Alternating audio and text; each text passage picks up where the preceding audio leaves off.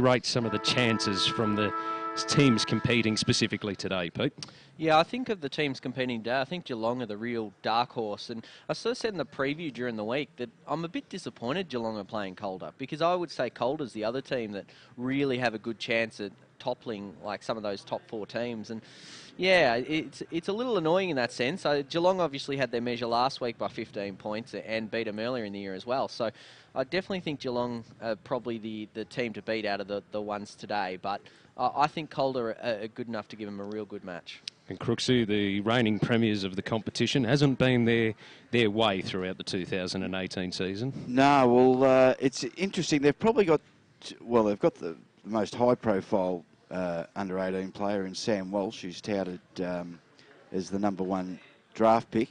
And they've also got a guy with the surname Brownless. Now, that's always going to attract attention regardless. So they've got those two, but they've probably put in some of the amazing scores or lack of scores in some games throughout the year. So they've found it a little bit tough to sort of back up, which is, the very nature of the competition. So, but their form, saw them here 2 weeks ago up against the top team in Dandenong, and they gave them a hell of a run for their money, and Dandenong just got over the top of them towards the end of the match. But for much of the match, I thought Geelong was very quick, very good, playing in similar sort of conditions too today, so I'll be interested to see how they go.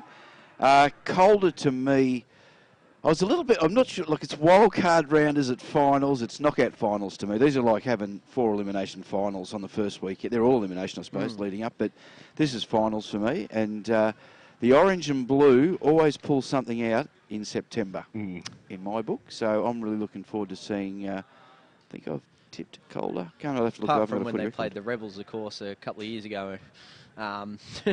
And got beaten pretty badly. Oh no, it was Oakley. It was Oakley out of Box Hill one morning. Box Hill, yes, yes, that's right. I remember that game. That was an exception, not the rule. As a I rule, just remember that one thing. Okay. Calder usually do very, very well, and of course, the concept is it's been an interesting one. It'll be don't be surprised. I'll just put one out there and put it in the time capsule. Don't be surprised if competitions above this one may look at this concept to get more teams involved in September. I was going to say, considering how it unfolds over the next couple of weeks, may give an indication as to whether or not it's successful, and as you say, whether it does feature in, especially maybe some of the state league competitions. And I just think they're looking, up as high as you go, are looking to restructure the season and how it looks and what they do. This might be a bit of a concept that sort of comes in and sort of rewards. I like it because it rewards the top 4 teams, so you're rewarded. That's your go. Week off, yeah. And if the next 4 that are the 5th to 8th, well, you've got every opportunity to cement your spot in the finals, in the final 8. And for the other 4, well, and that's the nature of the competition again. There's a lot of unavailabilities throughout the year with Metro, with the under-18 championships, school footy, whatever. This is the period where they all come together. This is your opportunity. And the interesting thing is, I think tomorrow will be interesting because obviously Murray, 5th, play Bendigo in last spot. And Sandringham, who are 4th, await the winner of that, which, presumably will be Murray, based on what we've seen this season. And it'll be interesting to compare the Sandringham that almost finished 5th, had Murray actually done the job over the Knights.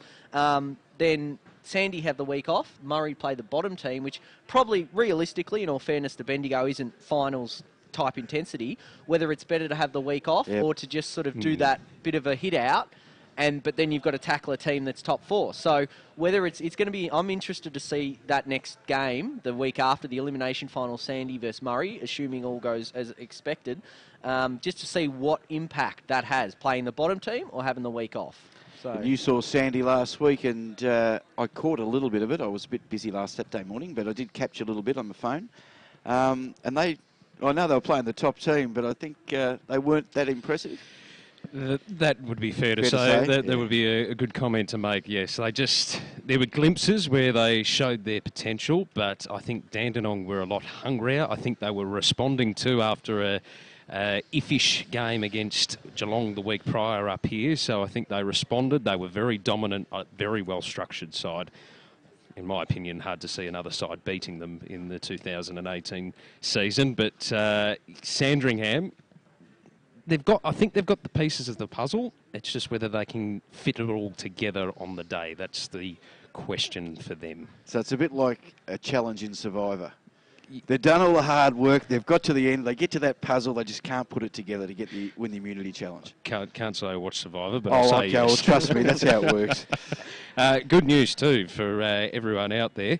We will be covering every game until the grand final. Correct, yes. So keep your ears locked onto TAC Cup Radio throughout the 2018 finals series. We've got tomorrow's games at Icon Park and then the remainder of the final series, all 4 elimination finals, the preliminary finals, and of course the big one here on TAC Cup Radio. Yeah, the grand final at Icon Park this year. Yeah, that's big. Should be. And of course the Morrish as well. And the Morrish tomorrow night. That's tomorrow going to be night. huge. I'm sure we'll have a bit of discussion about that throughout the day. Yeah. And because I'm a bit older than you two, the Morrish was at one point seen as a bit of a curse because it just meant that you played more games than the more likely. But of recent times, it's been good. The last few years hasn't hurt Jack Higgins at all, has it? No, and Huey McLuggage.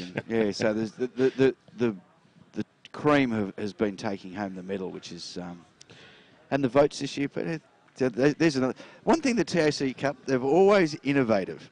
Can't say I agree with everything they've done, but sometimes those votes in the Morrish medal. You needed to be a professor of mathematics, which we have had in our team over the time. But you needed to be a professor of mathematics to work out how they used to do the votes. It was 2s and 2s and 2s and 1s and 1s and 1s. Well, I think they do 3-2-1 now. Back to just the traditional. Yeah, 3-2-1. That's the way to do it. Keep it simple, and especially those people us. who have issues with numbers. Exactly, and I think there's a guy running out today in this first game that's going to have plenty of 3s and 2s, I think. Yes, absolutely. We might take a break here on TAC Cup Radio and the TAC Cup live stream through taccup.com.au. When we return, it's the first wildcard match between Calder Cannons and the Geelong Falcons. Cowboys Cash and Carry have the largest range of clothing bargains in the northern suburbs for the whole family. Schoolwear and workwear has just arrived and is half the price you would expect to pay at major stores. A family-run business, Cowboys Cash and Carry has new stock daily and 15,000 square feet of bargains. Come and see what the northern suburbs are raving about. Mention this ad and get 10% off their already cheap prices. Cowboys Cash and Carry, 169 Settlement Road, Thomastown, open 7 days. Technica is an Australian company that's been importing Italian-made and European-designed cooking appliances and white goods for almost 20 years. Technica appliances are a fusion of cutting-edge technology and contemporary design, providing a high level of style and sophistication to any kitchen. This is why so many leading architects, developers, interior designers and builders use Technica appliances, because like their customers, they want the very latest in innovation and quality. Technica, proud sponsor of the Northern Knights and TAC Cup Radio. Executive Maintenance has grown to be a preferred facility maintenance provider by maintaining excellence for over 25 years. A registered domestic and commercial building practitioner, Executive Maintenance provides facility maintenance for government, corporate, property and retail sectors. Whether it's a handyman for your corporate space or a fully qualified crew to manage your project, Executive Maintenance has the knowledge and expertise to provide a personal yet professional service. If you need assistance with your building maintenance needs, email admin@executivemaintenance.com.au.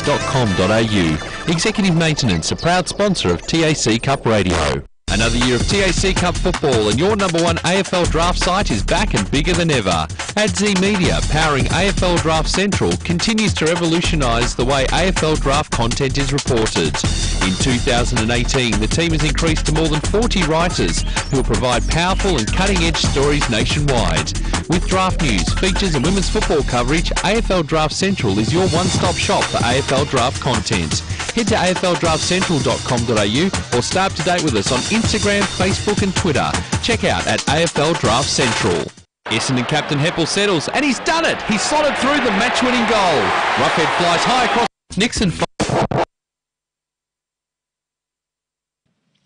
We're back here at Mars Stadium, the wildcard round here in the TAC Cup. The Geelong Falcons and Calder Cannons are in position and for the first match The umpire just waiting to ensure everyone's off the ground to get us underway. Good to have you back this week on TAC Cup Radio and the taccup.com.au live stream. Here's Phil Crooks. All right, we're in the middle. The Falcons have won the toss and they're kicking to the southern end of the ground. Looking to clear first. Bit of space. Falcons go to centre half forward. Comes off the hands of the back of the pack. Clearing kick. Comes out and mark taken by Daniel Mott for Calder. Lays off the handball. They're on the city side of the ground, and one thing we haven't got today is wind. I'm pretty sure we haven't. We don't have a windsock or anything, but there's not a lot of wind around.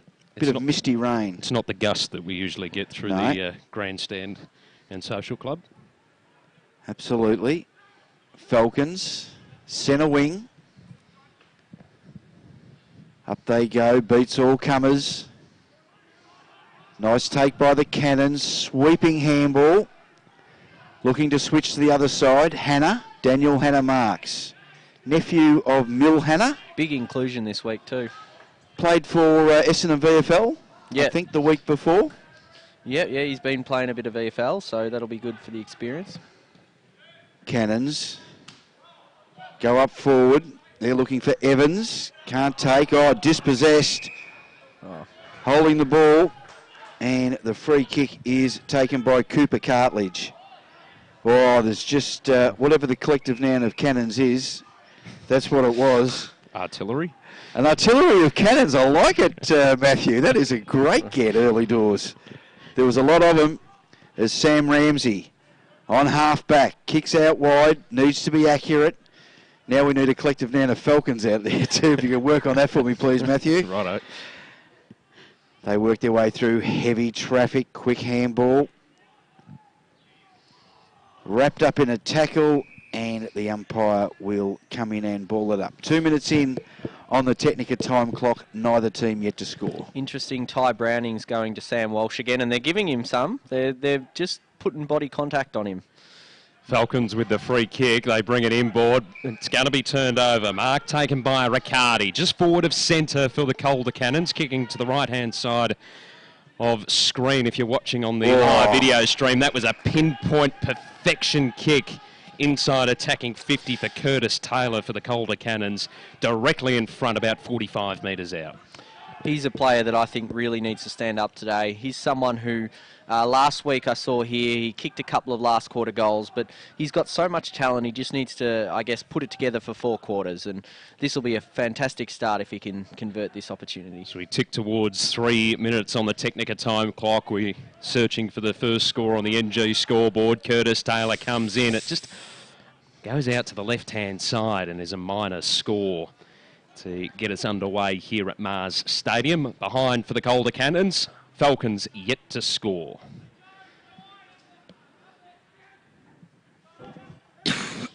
Bringing the ball back in was Ham. Short pass to Rayner. Takes the mark. A little unsure and indecisive of what to do. Heads towards half-back where the mark is taken by Madigan. Played on quickly. Falcons off half-back. Use it by hand. Streaming through the middle. They get it towards half-forward. Handball given over the top from Morton. Just run into a little bit of trouble, and the kick inside attacking 50 reflected that. Cutting it off. Bringing it wide is Hannon. Brings it to the centre wing broadcast side. Race on. Browning chasing after it. It's caught. Taken over the line by guess who? Slamming Sammy Walsh. Yeah, they're giving it to him, aren't they? Everyone's getting body contact on him after last week. Short memories. Ball to be thrown in right in front of us up here in this beautiful grandstand at Mars Stadium. Couldn't get a better view. Up go, tap down, Mott. Wrapped up in a tackle by Walsh. And they'll come in and ball it up. We've got Sam Conway in the ruck for the Geelong Falcons. And he is up against Jones, Harrison Jones. Scrappy footy. Falcons trying to work it out the back. Stacks on the mill. Little spit out the back. Brownless applies a bit of a reverse tackle on Mott, and the umpire comes in. Throws it up straight away. Nice tap by Jones. Goes to West, who kicks inside 50. Bit of a chaos footy. Taylor first into it. Gets it back to Riccardi on the right boot. Set sail for home and through. AFL Draft Central goal at A contender. Good work by the boys there, and some big names in the first goal for the Calder Cannons. They go to 117 on the NG. Geelong yet to score, and we are just gone past 5 minutes on the Technica.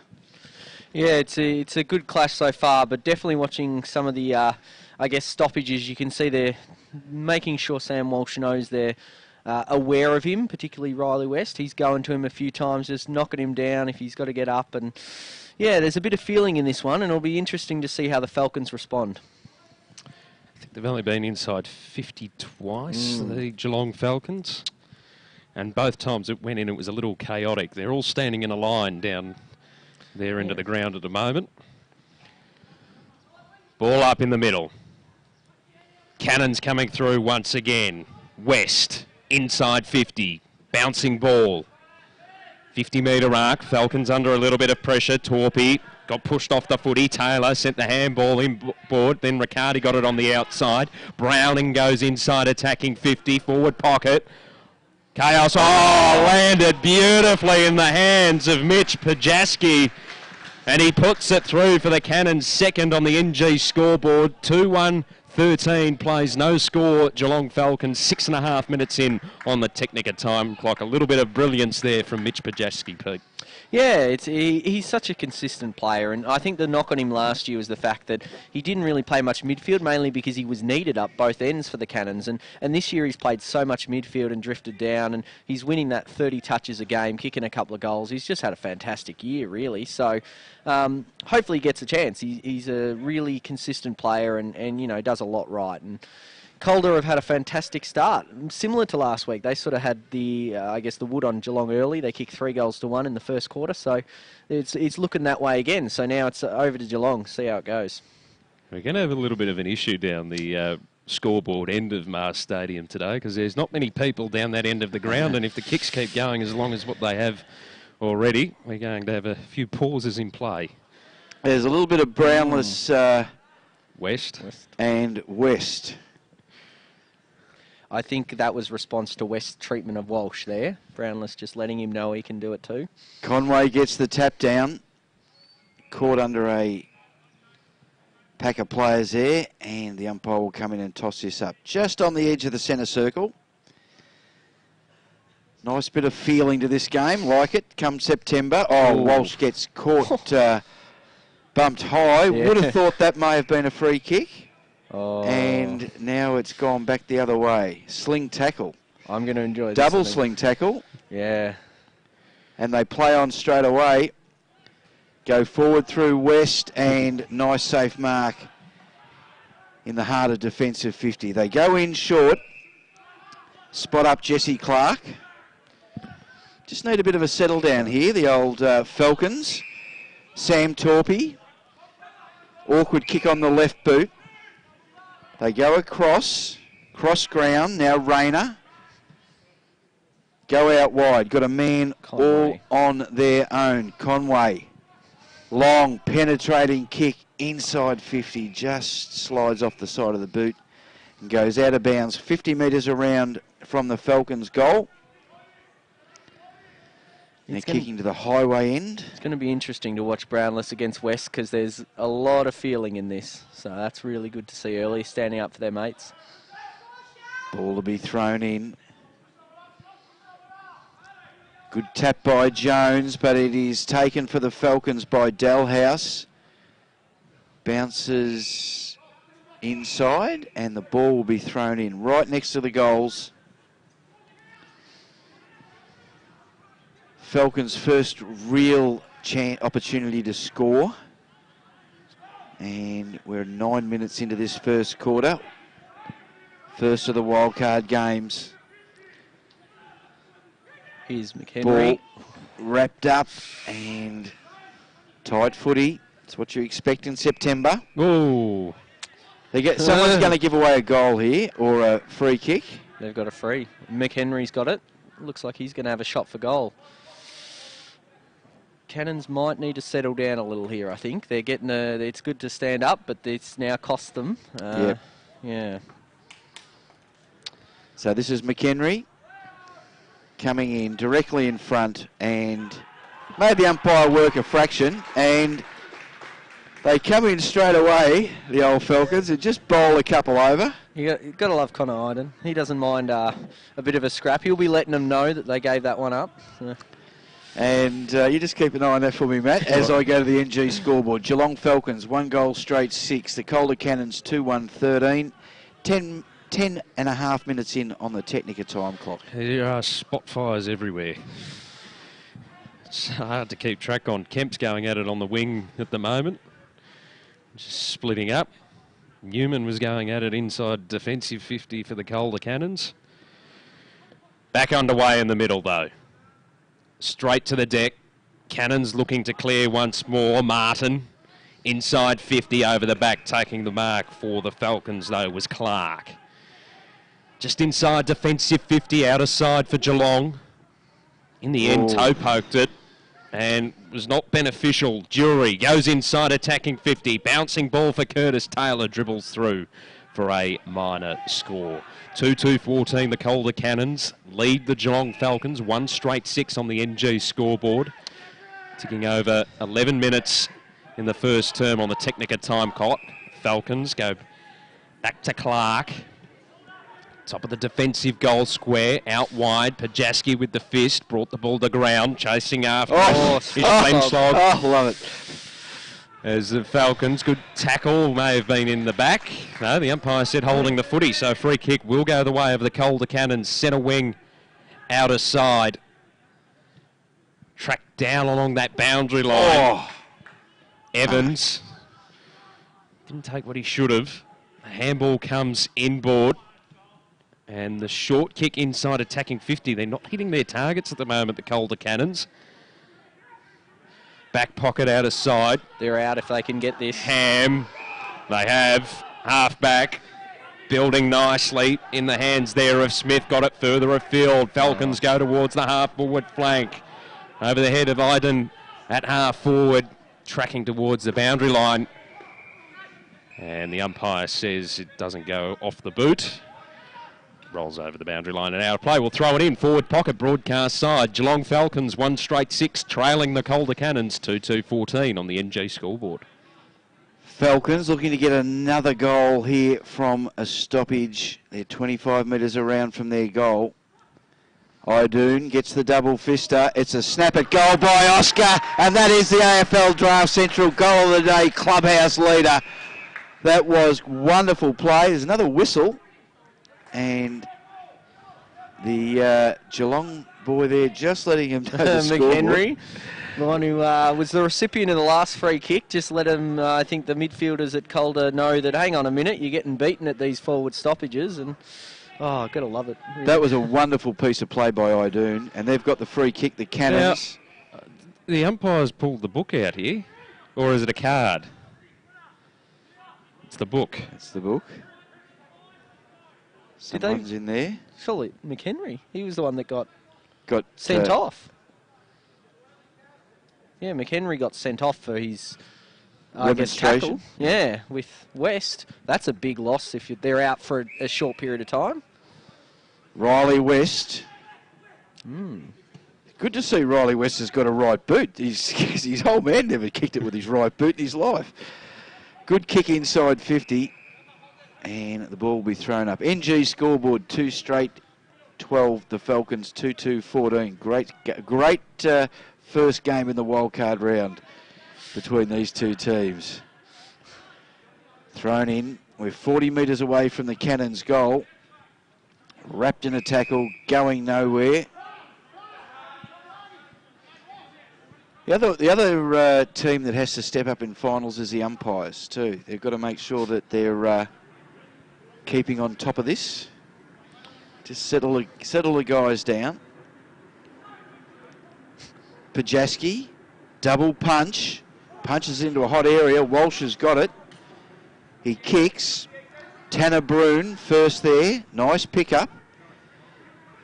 He finds his teammate in Cooper Stevens. He goes along the line. Mark taken by Schlenschog. He goes inboard. Ham. Oh, Lux of Fortune gets it. Sweeps a handball over to Morton, who kicks. Out of bounds on the full. Opportunity lost. The momentum shifted, though. You sort of get that feeling Geelong are now throwing it at Calder, and it's Calder's response now. Cannons to bring the ball back in.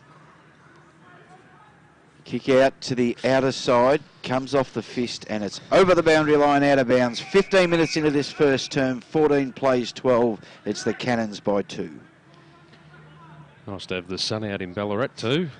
Just peeping through the overcast conditions here at Mars Stadium. Peeping at best, Matthew. Pete Williams trying to make as much of it as he can on the very far end of the balcony as we speak. Schlenschog brought it to ground. Pajaski, he's tackled. Walsh dispossessed, and the ball's moved forward for the Calder Cannons. Kemp keeps it in front of himself. Then handball, might have been a bit of holding. He kept going, did Kemp. Well done. Handball inboard, Browning fumbled. Falcons tackled, lost it. Spills out, Brownless, hot handball away. And eventually a clearing kick towards the centre wing. Oh, he's some pace. Out the back, Calder get there first. And then Newman. He toe poked it in front of himself. Umpire says throw it in. Very lucky there. There's been less deliberate opportunities that have been penalised. So, oh well, throw in. Just inside attacking 50 out aside for the Falcons, who trail by 2 points. As it's tossed back in, it's punched straight back towards the boundary line and out of play by Riccardi. We'll throw it in once more. 2 straight 12 Geelong. 2-2-14 the Calder Cannons on the NG scoreboard. Approaching the 17-minute mark on the Technica time clock. As that sun's disappeared here at Mars Stadium. Riccardi knocked it down, Brownless. Idoon now tackled, lost it. And the umpire says there's a push. And a free kick will go the way of the Falcons, and it will be Idoon to take it. So on the half-forward flank, right up against the fences, we've now got a bit of rain here in Ballarat. 4 seasons in 4 minutes as it goes inside, attacking 50 at the back of the pack. Good grab, and executive maintenance mark of the day, contender to Hannah. Goes towards half-back, came off hands. Cannons under a little bit of pressure. Get a cute kick around the body, gain an extra 20 metres where it dribbles over the boundary line and out of play. Pete, where does Daniel Hannah fit in the draft prospects? Look, he's definitely at the later end. I think he's probably one of those, like, I guess, academy prospects that Essendon would consider. He got the Rookie Me invite, so there's at least one other club that's sort of interested. So I think Essendon might consider taking him. I don't mind him. He's an odd shape. He's a bit willowy, but yeah, there's something about him I like. He can mark a footy. Oh, that's dear, 50 every day of the not week. That's got to be 50. Yeah. That has, yes. You can't be doing that. No. And Ty Browning. It was Hollenkamp that was the overzealous, making him earn it. But now he's gonna cost them a goal. So this squares the ledger for goals in front. He's a little bit further out. Is Browning. They need a new, they have goals from stoppages, turnovers. They need goals from remonstrating, because today that tally would be quite high, I think. Yeah. He's coming in with a big run-up here, Ty Browning. He's going to kick from 35 metres out and just slews to the right. McHenry back on the ground too, so that's worth noting. Maybe he didn't get a card, maybe it was a book. 2-3-15 to 2 goals straight, 12. Little kick to himself and then out wide. Jones, no mark.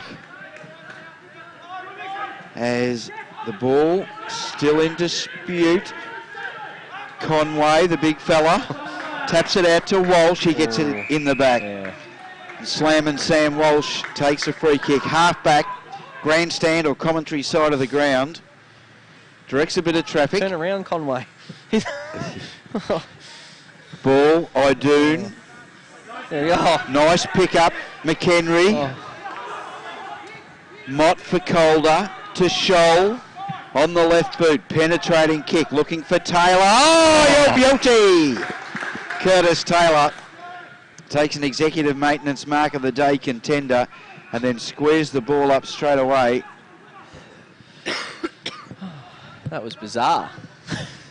Because Conway was just standing there by himself and Walsh had the ball. I don't think he realised Walsh had the ball. It looked like he was coming off, and then he sort of realised, and it was a bit too late by then. And we've got Riley West directly in front, driving rain. Teaming rain rather than driving rain. Well, it's just It's starting to drive. It's put it into second gear now. He kicks. There's a whistle. And it's going to Geelong. Last line of defence. 21 minutes into the first term. 2-3-15 plays 2 straight 12. Ham goes short to Hollenkamp. Back pocket broadcast side. He goes short to Walsh. Still inside defensive 50 for the Falcons. Decides to go long towards the wing. Idoon and Hannah. Hannah got a fist involved, brought it to ground. Falcons, though, with the Rovers. Parrish, handball over the top, searching for Dalhouse, who goes inside, attacking 50. Wobbly kick off the boot, bouncing towards the boundary line. Cannons are the only ones home. Scholl clears Lovely it. kick of the footy, Scholl. Great kick. And it's worked to their advantage at half-back. One bounce off half-back, the Cannons go. Oh, awful. Into a paddock on the outer side. Cartledge kicks it up. And it's turned over again. Cannons. Tennis match on the outer wing here at Mars Stadium. Falcons now with possession of the footy. It's in the hands of Cartledge. Between centre wing and half-back outer side. Again, misjudges the kick, although it's easy to do in these slippery conditions. Scholl out the back for the Cannons. Dishes the handball off to Ramsey. High ball across. Newman by himself takes the mark. Back pocket broadcast side here at Mars Stadium. High ball towards the wing. Camp front position. Executive maintenance mark of the day contender, that one. He was amongst 4 Falcons. He ran hard to get that. Fantastic effort. Beautiful by Kemp. Good placed kick too. Last minute, Torpy came in with the fist. Falcons again with the roving numbers. Handball too hot for Brownless. Ball spills free. Jury scrubs a kick towards the top of the 50. Cut off again. Kemp. Jeez, he's in this opening term. High. Oh no. Well, no.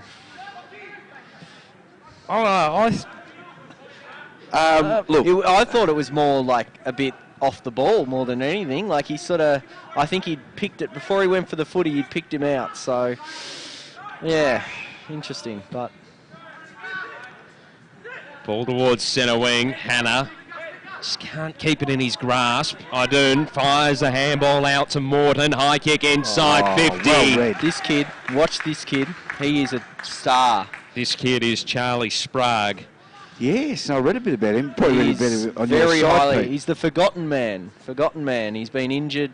Obviously plays school footy as well, but keep a close eye. Still got a national combine invite. Didn't play any champs because of his injuries, but he is one of those forwards. He's not key position, but he's that medium tall. The Gunston type? Yeah, Gunston type, if you like. He's very talented.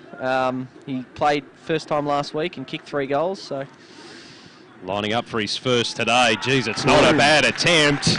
Speaking of Jack Gunston. yeah, watch that kid. He's one to keep an eye on there. So it's a good contest here at Mars Stadium as we tick down towards quarter time. Falcons hit the front for the first time today. 3 straight 18. Calder Cannons 2-3-15 on the NG scoreboard. 24 and a half minutes gone. Opening term on the Technica time clock. In the shadows of the siren, the Falcons take the lead for the first time. Only 3 points. Back in the middle. Conway can't. Jones Ball bobbling about. Walsh, Torpy, off the carpet. All Calder. Little kick off the carpet. The big fella can't quite pick it up. Good hands, in dispute. Now kick forward by Morton. And the mark is taken by Pete's man Sprague. No, it wouldn't be. It was a couple of seconds after the siren. No, the umpires are in violent agreement. A couple of seconds after. Blue to see what Charlie could do then. I mean, of course, you're going to claim it, but it was a couple of seconds too late. It was mid-air. Here's a recipe for disaster. I reckon the Falcons are just letting them know you came at us and we threw everything back and now we're leading. So two cannons just walking, doing a bit of a Dermot, walking through the huddle. It's had a bit of everything. I've loved this. September, baby, you're guilty. I love the Josh Kemp thing when the umpire walked over to me when I wasn't doing anything. Very, very good stuff. Okay, quarter time. Matthew, what's the scores? And I'll give you the goal kickers. The scoreboard is 3 straight 18. The Geelong Falcons leading the Calder Cannons 2-3-15. And those goal kickers, Crooksy? For the Calder Cannons, it is Jake Riccardi and Mitchell Podjaski. And for the Geelong Falcons, 1 to Edward McHenry, 1 to Oscar Brownless, and 1 to Charlie Sprague. Thoughts from the opening term, Pete? Oh, well, it's been a fiery term, I think, is the best way to sort of think about it. Calder had the advantage, kicked the, first couple of goals, and then, Geelong hit back. So, which is what you knew they'd do. And both teams are up for the fight. I think they've got some real scrappers in they're not afraid to let the opposition know if they're not quite doing things right, but it is costing goals. And Calder nearly hit the front before again when they had the chance or extend their lead. Ty Browning just missed that goal, so it is starting to cost them. So I'm interested to see what happens here with Calder and Geelong and at the huddles, because they're both obviously, whether they say, okay, let's just temper it down, we don't know what's going to happen, but obviously they went out to try and, I guess, let Sam Walsh know they're not going to let him have 37 touches, and he went, that's all right, I'll go do it myself anyway. He's probably had the 8 to 10 himself already, so he just doesn't worry about it and keeps going. So it's a good contest so far. I've definitely enjoyed it. AFL Draft Central's Pete Williams joining myself, Matt Cox and Phil Crooks in the commentary box today for the wild card round here on TAC Cup Radio and the taccup.com.au video live stream. We'll take a break with the Falcons having a 3-point lead. Technica is an Australian company that's been importing Italian-made and European-designed cooking appliances and white goods for almost 20 years. Technica appliances are a fusion of cutting-edge technology and contemporary design, providing a high level of style and sophistication to any kitchen. This is why so many leading architects, developers, interior designers and builders use Technica appliances, because like their customers, they want the very latest in innovation and quality. Technica, proud sponsor of the Northern Knights and TAC Cup Radio. Executive Maintenance has grown to be a preferred facility maintenance provider by maintaining excellence for over 25 years. A registered domestic and commercial building practitioner, Executive Maintenance provides facility maintenance for government, corporate, property and retail sectors. Whether it's a handyman for your corporate space or a fully qualified crew to manage your project, Executive Maintenance has the knowledge and expertise to provide your professional service. If you need assistance with your building maintenance needs, email admin@executivemaintenance.com.au. Executive Maintenance, a proud sponsor of TAC Cup Radio. Another year of TAC Cup football and your number one AFL draft site is back and bigger than ever. AdZ Media, powering AFL Draft Central, continues to revolutionise the way AFL draft content is reported. In 2018, the team has increased to more than 40 writers who will provide powerful and cutting-edge stories nationwide. With draft news, features and women's football coverage, AFL Draft Central is your one-stop shop for AFL draft content. Head to afldraftcentral.com.au or stay up to date with us on Instagram, Facebook and Twitter. Check out at AFL Draft Central. Cowboys Cash and Carry have the largest range of clothing bargains in the northern suburbs for the whole family. Schoolwear and workwear has just arrived and is half the price you would expect to pay at major stores. A family-run business, Cowboys Cash and Carry has new stock daily and 15,000 square feet of bargains. Come and see what the northern suburbs are raving about. Mention this ad and get 10% off their already cheap prices. Cowboys Cash and Carry, 169 Settlement Road, Thomastown, open 7 days. Essendon captain Heppel settles, and he's done it. He's slotted through the match-winning goal. Rockhead flies high across the pack and takes a classic mark. Pendlebury's leading from the front, clocking up the possessions today, and young gun pup Cal Porter is looking good in his debut match. Gippsland Power generates footy legends, and NG is the power behind Gippsland Power. NG Hazelwood are proud to be helping tomorrow's future stars as major sponsor of Gippsland Power. Gippsland Power, the backyard playground of tomorrow's future stars. Go Power! Nixon Finance has been running in the Plenty Valley area of Greensborough for over 20 years. As your financial consultants and brokers, they specialise in all your equipment and vehicle finance needs. Home loans, business loans, commercial property loans. They deal with all the banks and get the right loan that suits your needs. Call Phil Smith during business hours on 9435 2600 or email nixonfinance@bigpond.com. On taccup.com.au, this is TAC Cup Radio.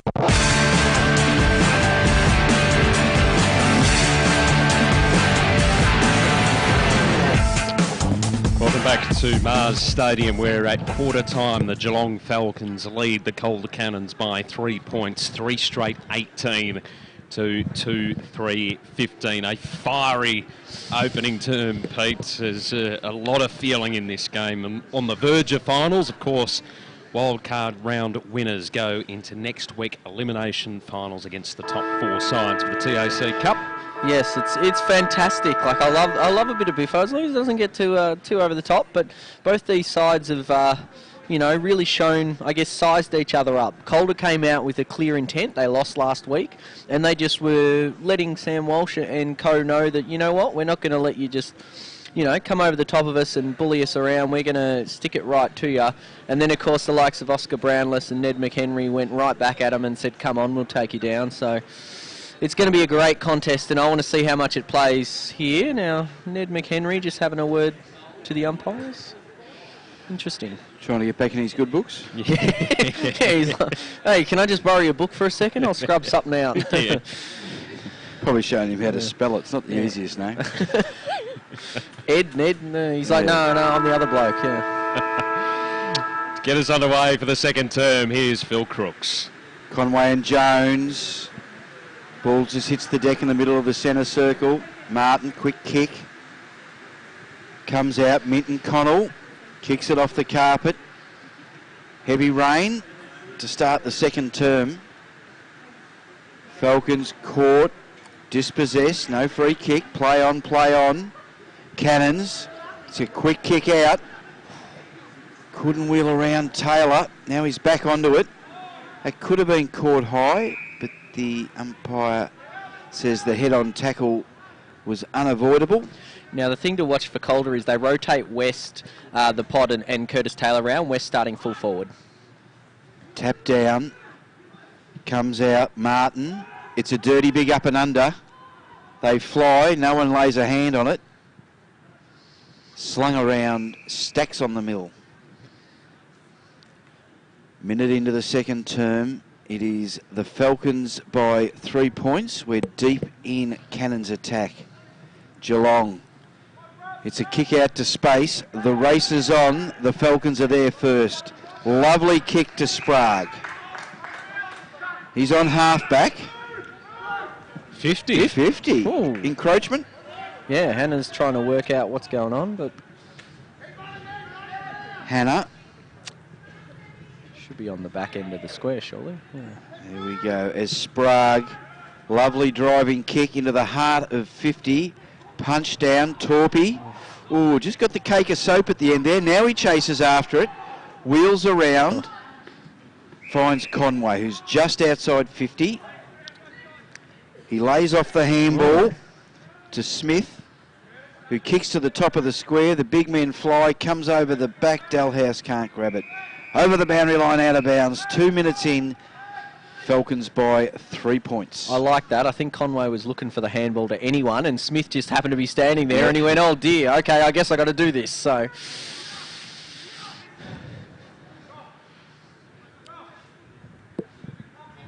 Thrown in. Comes to the deck. Oh, quick handball, Brownless. Tried to pop it on his boot. Didn't go very far. Cannons hurry it out through Minton Connell. What is he doing there? Straight back inside, attacking 50. Falcons, high ball. Off the edge of the goal square, incredibly slippery for Morton. Got it across there to Madigan, who popped it. And on the last line of defence, the mark is taken by Cavallaro for the Calder Cannons. The leading TAC Cup rebounder. Oh. Long ball outside, attacking 50, was searching for Taylor. Falcons, their handball was intercepted by Martin, who moves it to the centre wing outer side. Just came off the boot there of Cartledge and over the boundary line and out of play. Centre wing outer side. 3 straight 18 Geelong. Calder 2-3-15 on the NG scoreboard. 3 gone, second term on the Technica time clock. Toss back into play. Jury was chasing after it for Calder. Ball just bobbling around. Kick smothered. And eventually the Falcons are able to get it out. Through the Walsh handball. They went searching for Idoon, who got punched out of his hands though by Cavallaro. And it's back over that boundary line on the outer side. Yeah, Cavallaro is about 25 rebounds more than anyone else in the competition. Like, he is number one with a bullet. So, had another one there, obviously, and yeah, he goes all right in that department. Just all right. Yeah, just all right. Conway with a tap down. Stevens to the 50. Beautiful take by Connor Idoon. Walsh, kick, smothered off the boot. Now there's a quick kick for the Cannons to centre wing, all Geelong, and plays on. Must have been touched off the boot. Bang on centre wing, Falcons, underground handball. Comes out the back, quick kick. 2-on-2, comes over the back. Riccardi taps it forward, looking for Taylor. Side bump. They've got a few to beat down the back there. The numbers went out. They go inboard. Oh, Minton Connell. Oh, quick kick off the carpet by West. Now Geelong repel. They go in short. They look for the big fella Conway. It's a long way down. The ball bounced up beautifully for him. They put the ice skates on. Dalhouse kicks up forward. Nice take on the bounce. Cannons by hand. They're in the middle. And the mark is taken by Jack Evans. Oh. Evans goes in short. Browning was by himself on the wing. Oh. Cake of soap. Conway kicks. Walsh nudges him. Little dinky kick up forward, looking for Idoon. Now it's off the carpet. The footy's got ugly all of a sudden with this rain. Slippery. And there is a free kick. It would pay to put yourself in front at the moment. Stevens, no one's on the mark. They go forward, and Idoon has marked this. He will kick from 39 metres out, right in front of the NG scoreboard. He's a lovely kick, Cooper Stevens. He's quite a clever user. Moves very, very well. One of Geelong's top prospects for next year. It's just a little too easy too, going inside. Yeah, I was surprised there was that space. He's just letting them know about it too, because we haven't seen much of that today. Connor Idoon, 35-degree angle, 40-odd metres out, and gave it every possible. Oh, there's a bit of conjecture here. Touched. I'm going to say it was touched on the line. I heard a few cheers then. I thought, what's going on here? They're first behind, 3-1-19 NG scoreboard, 2-3-15, 7 minutes in on the Technica time clock. I thought we were going to come up here for a score review for a minute as the ball at half forward for Geelong. They've given away the free kick. That is the most bizarre free kick I've ever seen. He sort of fell into McHenry's back and then got a trip. Anyway. Well, Graham, I think we're all a little bit stunned up here in the commentary box. Front spot, Cartledge trapped it in, dispossessed, umpire late on the whistle, but says holding the ball. Free kick going the way of Johnson, just outside attacking 50. In fact, check that. It's number 40 running around out there for the Calder Cannons. As the Falcons kick it quickly outside 50. Hannon was able to trap it in. They handball it over the top. Mott was chasing after it, just bounced out of his grasp. Was able to get it. The handball, the jury was a little wide as the jury got pulled. And the umpire says, give it to me, I will ball it up. On the 50-metre arc, broadcast side for the Cannons, they're 2-3-15. Geelong 3-1-19 on the NG scoreboard. Hurried kick. Stevens puts it out on the full. I think that would have been deliberate even if it didn't. Curtis Taylor takes the resultant free kick. Lachlan Johnson, number 40. Yep. As Scholl kicks up forward, comes off hands and trickles over for a behind. 2-4-16, 3-1-19. So Lachlan Johnson's changed numbers. Yep. Just to confuse you a little bit more. This kid's another one to watch out for, Braden Ham. Ham, little kick to himself. Just gets it away in time. The big men fly. No mark taken there by Spiller. That's a mark, yeah. Now they get it across to Dalhouse. Dalhouse has got Finlay Parrish, brother of Darcy and Cassidy, who drives it in up forward. Idoon on the back pedal. Now he's in the front running. And Oscar Brownless. You picked everyone's pocket. Oscar Brownless has just come in with a bit of Ronaldinho or Cristiano Ronaldo work there. And just put it through with a beautiful. Didn't try to kick it too hard. No kicking in danger. Sort of. No. It was like a lunge forward, like a batsman. I love it when everyone else does the hard work, and then someone just comes in and goes, "I'll just tap this through. Thanks very much." That's what he did. Great goal by Oscar Brownless, son of Billy. 4-1-25. The Falcons 2-4-16. The Cannons. We're almost 10 minutes in on the Technica time clock. Not as good as his goal from the pocket on the MCG, but I still think an AFL Draft Central goal of the day contender. Clubhouse? Yeah, okay, no, I'm happy. I'm giving it that. Jeez, there's been a few of them already. Well, we had that last time we were up here. There were so many goals that were pretty impressive. Cannons. Now they've got to try and get something going after starting the game on fire. Geelong has wrestled back momentum and they'll get it here. Parrish, half forward, inside 50. The kick wasn't great. Cannons repel. They look for West, slipped through his fingers. Page at the back, got tackled into the turf. Chaos footy up against the boundary line. Handball inboard from McHenry, gets it across to Stevens. Goes inside attacking 50 offline. Hits the behind post on the full, so the Cannons will get a free kick. Back pocket on the grandstand side of Mars Stadium. They kick it to the opposite pocket now. Track down along that boundary line, a little wide for Scholl. Takes it on the half volley. Kick, not great. Mark taken by Brownless. That's an even dodgier kick from Brownless. Kick from the Cannons towards half forward, came off hands. Curtis Taylor chasing after it. Unable to get there, Falcons with numbers. Taylor kept going, kept harassing, puts the ball over the boundary line and out of play. Half forward flank on the outer side.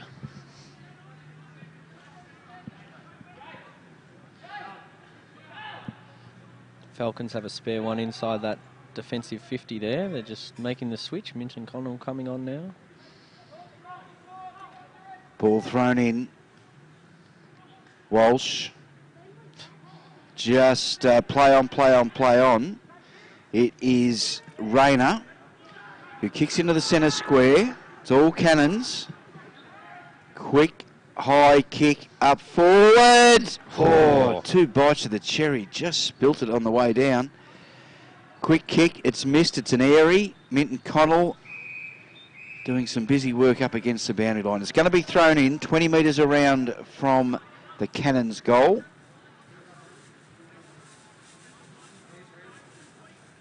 They set themselves. We've got Hollenkamp, and he is up against Marnie. I'll be watching West right now. He's good at these. Little tap down, quick snap, comes out the other side. Slippery little TW at the moment.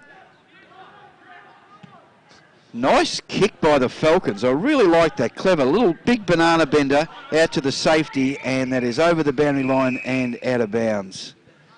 That was, who kicked that one? Was that Cartledge? Yep. Clever kick. Ball to be thrown in right in front of us here. It's bang on centre wing. Conway and Jones. Conway, double-fisted, down. Good slap. Oh, ball just spilt there by Cooper Stevens, having a good game. And still just a little bit of needle. Not as much as the first term, but still a bit of needle. Now we've got Riccardi and Conway. Nice tap down, Riccardi starts to rove his own work. Walsh, handball. Falcons, Stevens. Oh, look at that, Daniel Mott licked his chops there. Not rewarded, Parrish, dispossessed. West in there. Comes out the back, Mott. Good work to Scholl. Scholl, long, driving, kick up forward. Intercepted. Slides on his Tijuana. Comes out, and the boundary line will win. Good indication of how they're starting to skid and skate. Although the rain has stopped, and there is a bit of sunshine out at the moment. But don't speak too soon. Some dark clouds on the horizon. Ball to be thrown in. Half forward flank. Members side of the ground. 25 plays 16. Falcons way. West. Breaks the tackle. Gets it over to Minton. Connell, who can't quite take it. Over the boundary line, out of bounds. Approaching 15 minutes into the second term. It is a 9-point lead to the Geelong Falcons. So throw in, not a bad crowd here at Mars Stadium. They're all tucked up underneath the shelter just to our left. A few in the grandstand too beneath us. Falcons off half back. Oh, Little indecisive there from McHenry, but eventually long ball was searching for Spiller. They get it out to Parrish, come on. who's put it off the side of his boots and out on the full. Golden opportunity gone begging there. Torpy was all on his own. Sprague.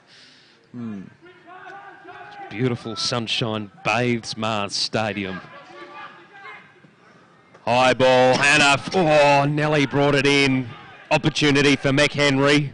Oh, Puts lovely. it inside 50, and Idoon again finds space. 40 metres out from goal on a 45-degree angle. What was interesting there, obviously, Finlay Parrish kicked down the full just then. McHenry looked at him, had the handball opportunity, went, nah, I'm going to do this, and then delivered it to Idoon there. That was, yeah. And likewise, Idoon looked into the middle and said, no, I'll do this. That's what good forwards should do. Yep. So Idoon coming in. Searching for his first, and Hit the post. Geez, it bent back a long way there. So the Falcons move to 4-2-26. They lead the Cannons by 10 points. On the NG scoreboard, 16 and a half minutes gone on the Technica time clock. Hannah puts it into Minton Connell's hands, boots it towards the half-forward flank, broadcast side. Falcons have the numbers, and they kick it. Down the line, it'll be thrown in centre wing, broadcast side. To tell how intense it is out there, Sam Walsh walking along the boundary looked absolutely stuffed, and he's an elite runner, so I feel sorry for everyone else out there. Glad we're up here in the commentary box as the ball's tossed back into play. Falcons win it down. McHenry dispossessed. And then Jury had a little shove as he went over the boundary line. I think they need to put McHenry and West in a cage and see what happens. So, yeah, it's be half time. They're ready to go. What? To rumble. Yeah. There you go. If we're looking for half-time entertainment in the TAC Cup Grand Final. Is it still going off the ball again? Jury misjudged it. Brownless hoping handball out of the contest. Taylor lost it. McHenry again. Picks the handball. Dalhouse gets it down the line. They're still going. Mark is taken by Spiller. You keep an eye on that, Pete, as the Falcons look to enter 50 once again. McHenry coming from the ground by the looks of things as the ball's popped up inside attacking 50. And the mark is taken by Dalhouse. Yep. Tight angle, 40 metres out. Quite interesting on the wing there. West just made him earn it after the last one, and then they said, come on, just have a break. Brought him off, and Walsh went back on. So, lots of feeling in this one. Jay Dalhouse. It's a little tighter than what Idoon was about a minute or so ago. And just put it to the right-hand side. Played the same line. Trying to get it to fade back in, but just not quite. 4-3-27 to 2-4-16. Ball comes out. Jones, gets a kind bounce out wide. Long kick forward. Yorked him. Couldn't take it. Falcons got numbers. Quick kick out. And the ball had gone out of bounds, I think. And will be thrown in on the City side of the ground. Some nice sun coming in from the side. It's perfect conditions at the moment. And the ground, you can tell straight away the way that ball bounced up then. Dries very quickly. Blood rule. It was only resurfaced 3 years ago, I think I'd it was. say so, yeah. A year prior to the first AFL game, which was last year. Harrison Jones, I think it is, coming off with the blood rule. So for earlier in the quarter, the ball was slipping, sliding, skidding. That one just bobbled up beautifully. All right, ball to be thrown in. We're 70 metres around from the Cannons' goal, and they could do with one just quietly. Conway, okay, misses it.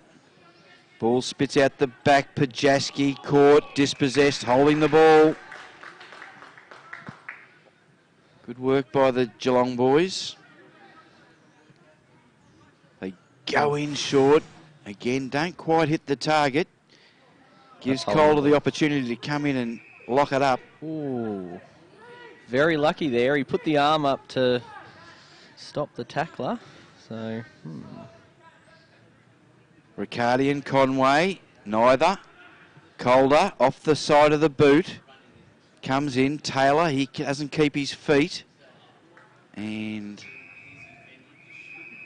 neither player can control it. 20 and a half minutes into the second term. Shadows of half-time.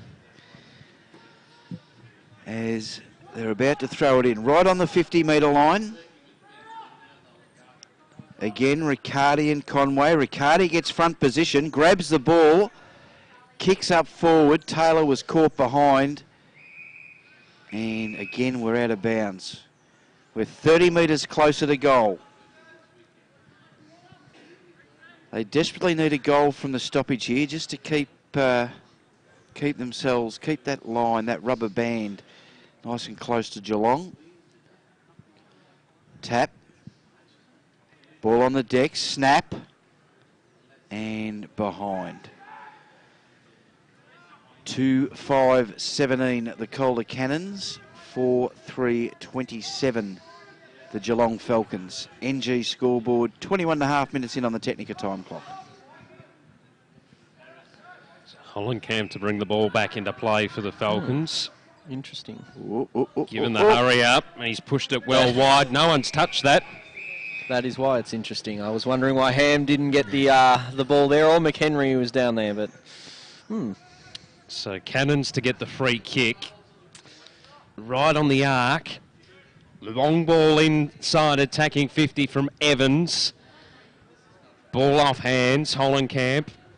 Able to rebound for Geelong. He was searching out there for Ham. He had to deal with a bit of a contest. Ball tracks over the boundary line and out of play. Between centre wing and half forward outer side here at Mars Stadium. First match of the TAC Cup wildcard round. It's brought back in. Conway won the tap down. Cannons, though, win the clearance inside 50. And Curtis Taylor sliding in, taking it on his chest. Will line up for goal about 35 metres out, 45-degree angle.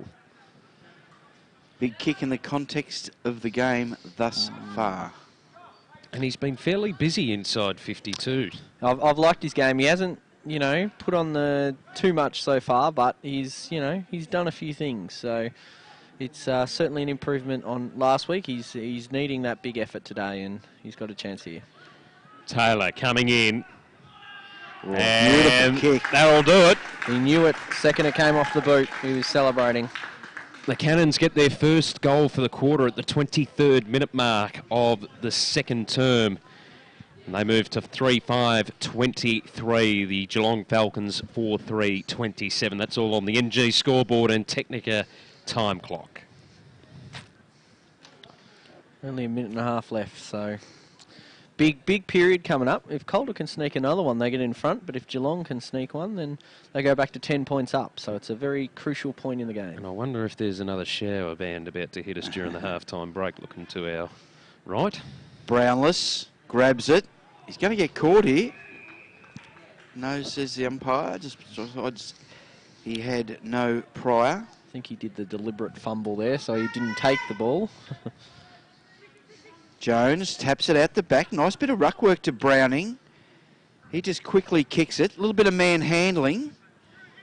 Need to be clever. Good work by the Cannons. Oh, pinched by Walsh. And he kicks it out into the safety.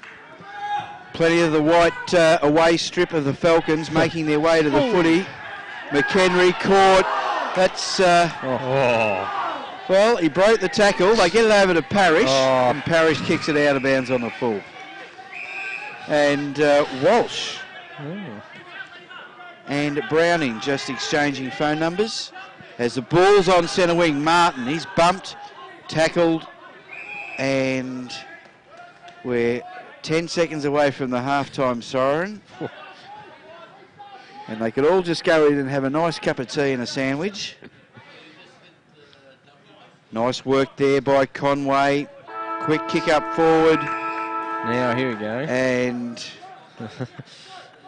yep, the Cannon boys just being told. Everyone in the rooms, guys. Daniel Mott just went up to Sam Walsh. I think they were suggesting, it looked like he was suggesting he ducked or something. He sort of gave him the, did you drop your head or something? That's what it looked like. So, and they're giving him a few words. I don't know if I'd be doing that to, of all the players you could do it to, I'm not sure. Yeah. Don't poke the bear. Yeah, he's one you don't want to do. It's kind of like the Kennett Buddy Franklin thing. He's one guy you do not want to say you're having a bad game because he will cut you apart. So, just giving the little relation.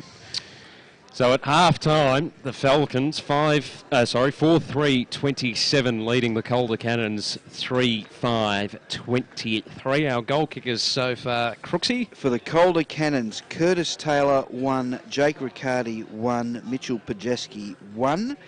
And for the Geelong Falcons, Oscar Brownless 2 and 1 each to Edward McHenry and Charlie Sprague. Best way to describe it, Pete, an arm wrestle? Yeah, literally. Figuratively and literally, yes. It has been a bit more than just arms wrestling there.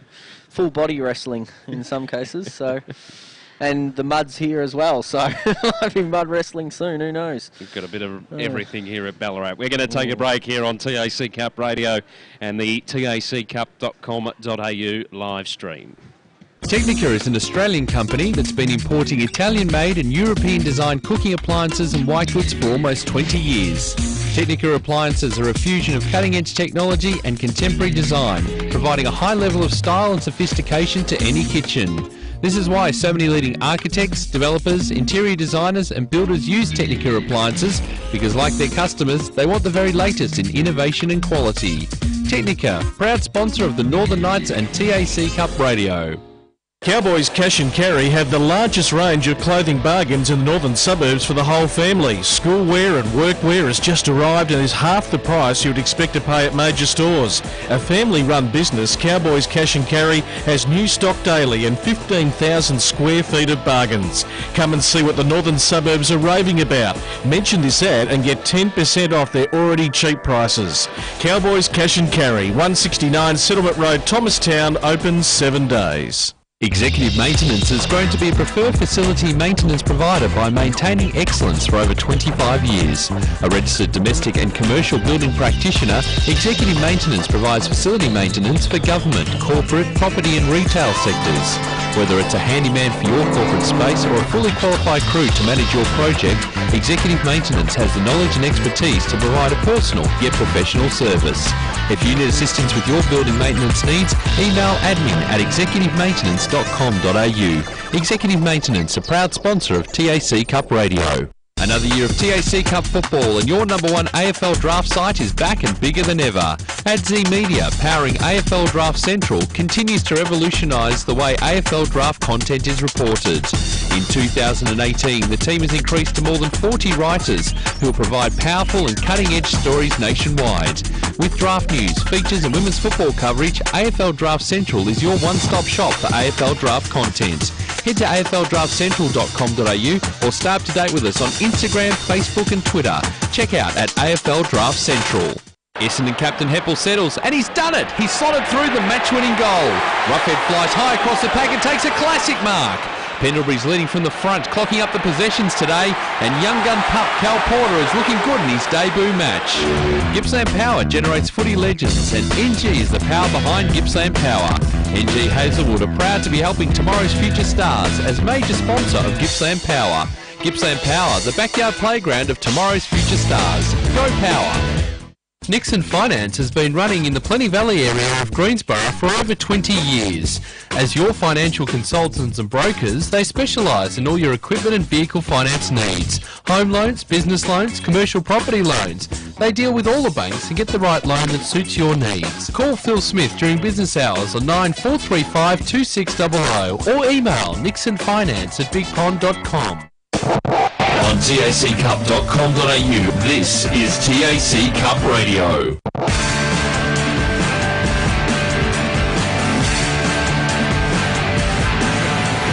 We're back here on TAC Cup Radio here. It's half-time at Mars Stadium, and the Geelong Falcons, after, I guess, Calder Cannons kicked the first couple of goals, the Falcons are back in front by 4 points. They lead 4-3-27 to Calder 3-5-23. Matthew Cox, how do you assess the game so far? Apart from the super sub just covering all bases here on TAC Cup Radio today, AFL Draft Central's Pete Williams joining us in the commentary box. I think as we threw to the break, we said it was a tight arm wrestle between two sides, two fairly good sides too, probably the best two teams in the wild card round. Yes, definitely. Across the weekend, and they're certainly showing their skills today. It's tricky conditions. As I said, it looks like we're about to get a little bit more wet weather, just looking to the right-hand side over the city centre. And that's the darkest it's looked all day. Yeah, and even driving up. The thickest it's looked as well, so we might have it for a little while, not just the passing band that we've had so far. But apart from that, there's been a lot of endeavour from both sides, probably a little too much aggression at patches, which is costing them. The ill discipline at various times is potentially overshadowing what a good contest this is.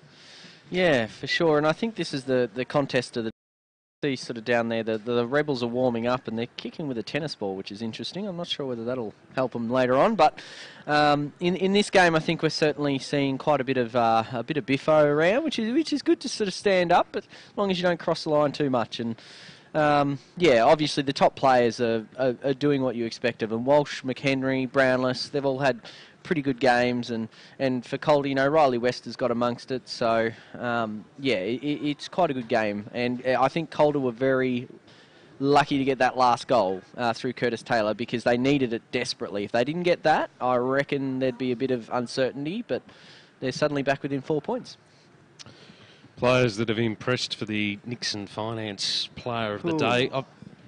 I've liked the game of Josh Kemp.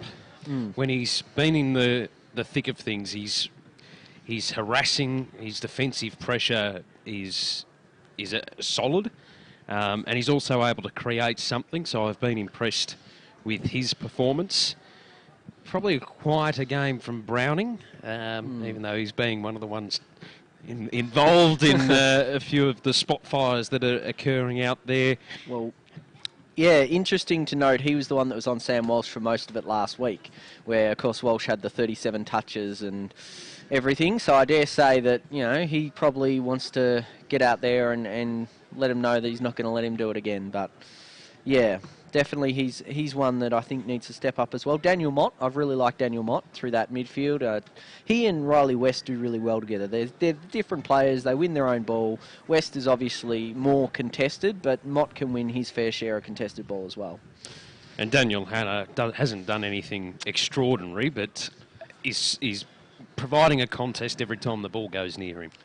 I think he's, as I said at the start of the game, I think he's a huge inclusion for him, because that's what they sort of lacked a little bit last week, having that big target inside defensive 50, because it allows the likes of like Cavallaro and those types, Scholl when he goes back there, or Brodie Newman, those kind of guys to just purely play rebounding roles rather than play man-on-man. And Hannah provides that extra height, and he's a great rebounder as well, so it's great to have him back. For mine, it's with the best players, they've all played well without being sort of outstanding or jumping off the page saying I'm the 3 voter. So they've all, and all the, you look at the team, there's a lot of good players there. Your Lachlan Scholl, Minton Connell's been busy up forward. Riley West has shown a fair bit. Harrison Jones done a good job in the ruck. Riccardi has shown a little bit. Pajaski's probably the quietest, I reckon, of the big names that I've been looking forward to seeing. And on the other side of the page, McHenry's been busy. The little blokes like Delhouse and Torpy and Rayner have all sort of chipped in and sort of done stuff. Who else? Ham's done a few things. Cartledge has been good off halfback. Yep. Oscar Brownless for his goals, I suppose, has been very, very good. Parrish quiet in the first quarter, but did a few good things in the second quarter. Cooper Stevens has been good, and Connor O'Doon, I was a bit disappointed in his game a couple of weeks ago, but today, to me, seems pretty switched on. But they've had to, well, the second half will tell the tale. It's 8 scoring shots to 7. It's really tight. I like it. As soon as you put this is an elimination final. You call it wild card, whatever you want. You lose, you're out. Yeah. And these two teams finished 6th and 7th and 10th. 7th and 10th. So bingo. Yeah, you've got to be on your money here. Yeah, you do. So it's almost like a second chance in a way, isn't it? It's for a side if you haven't had a good first part of the season. Geelong, perfect example of it. Yep. They had a tough start, and then have worked their way into the back end, and they set themselves up for another opportunity today. Calder Cannons in a similar sort of boat, making for a very interesting game of football. And a reminder that we've also got the second game here at Mars Stadium following this one, so stick around. We've got a big day here at Mars Stadium and an even bigger one tomorrow down at Icon Park in Carlton, where we've also got the remaining 2 matches of the wild card, all those streamed through the taccup.com.au website as the rain begins to tumble down again here. Interesting there. At Mars Stadium. Yeah, the Northern Knights just gathered in the middle of the ground there. They had a giant sort of close, tight-knit huddle. It didn't matter that it was raining. They could have done it out somewhere else, but they did it in the middle of the ground, all huddle, obviously speaking about maybe the game coming up and what they need to do. I thought that was quite interesting, because you'd sort of love to hear what they were sort of saying there. It was like a bit of a, maybe this is our last chance. We know this is the no turning back now, but just thought it was interesting, gathering in the middle of the ground in a big circle. Now they're spread off, but Yeah. Because the Rebels were out. I noted that, Pete. The Rebels were out there, and then as soon as the rain came, they came in. Oh, what are you suggesting there? They're not going to go play the the Knights rain. have got no sense, no feeling. Oh, okay. There's no bias here, of course, for you, Crooksy, with the Knights. No, there's no bias. You reckon there was Barmer bias with the Sandringham Dragons? Wait till you see the second game. All it means, Pete.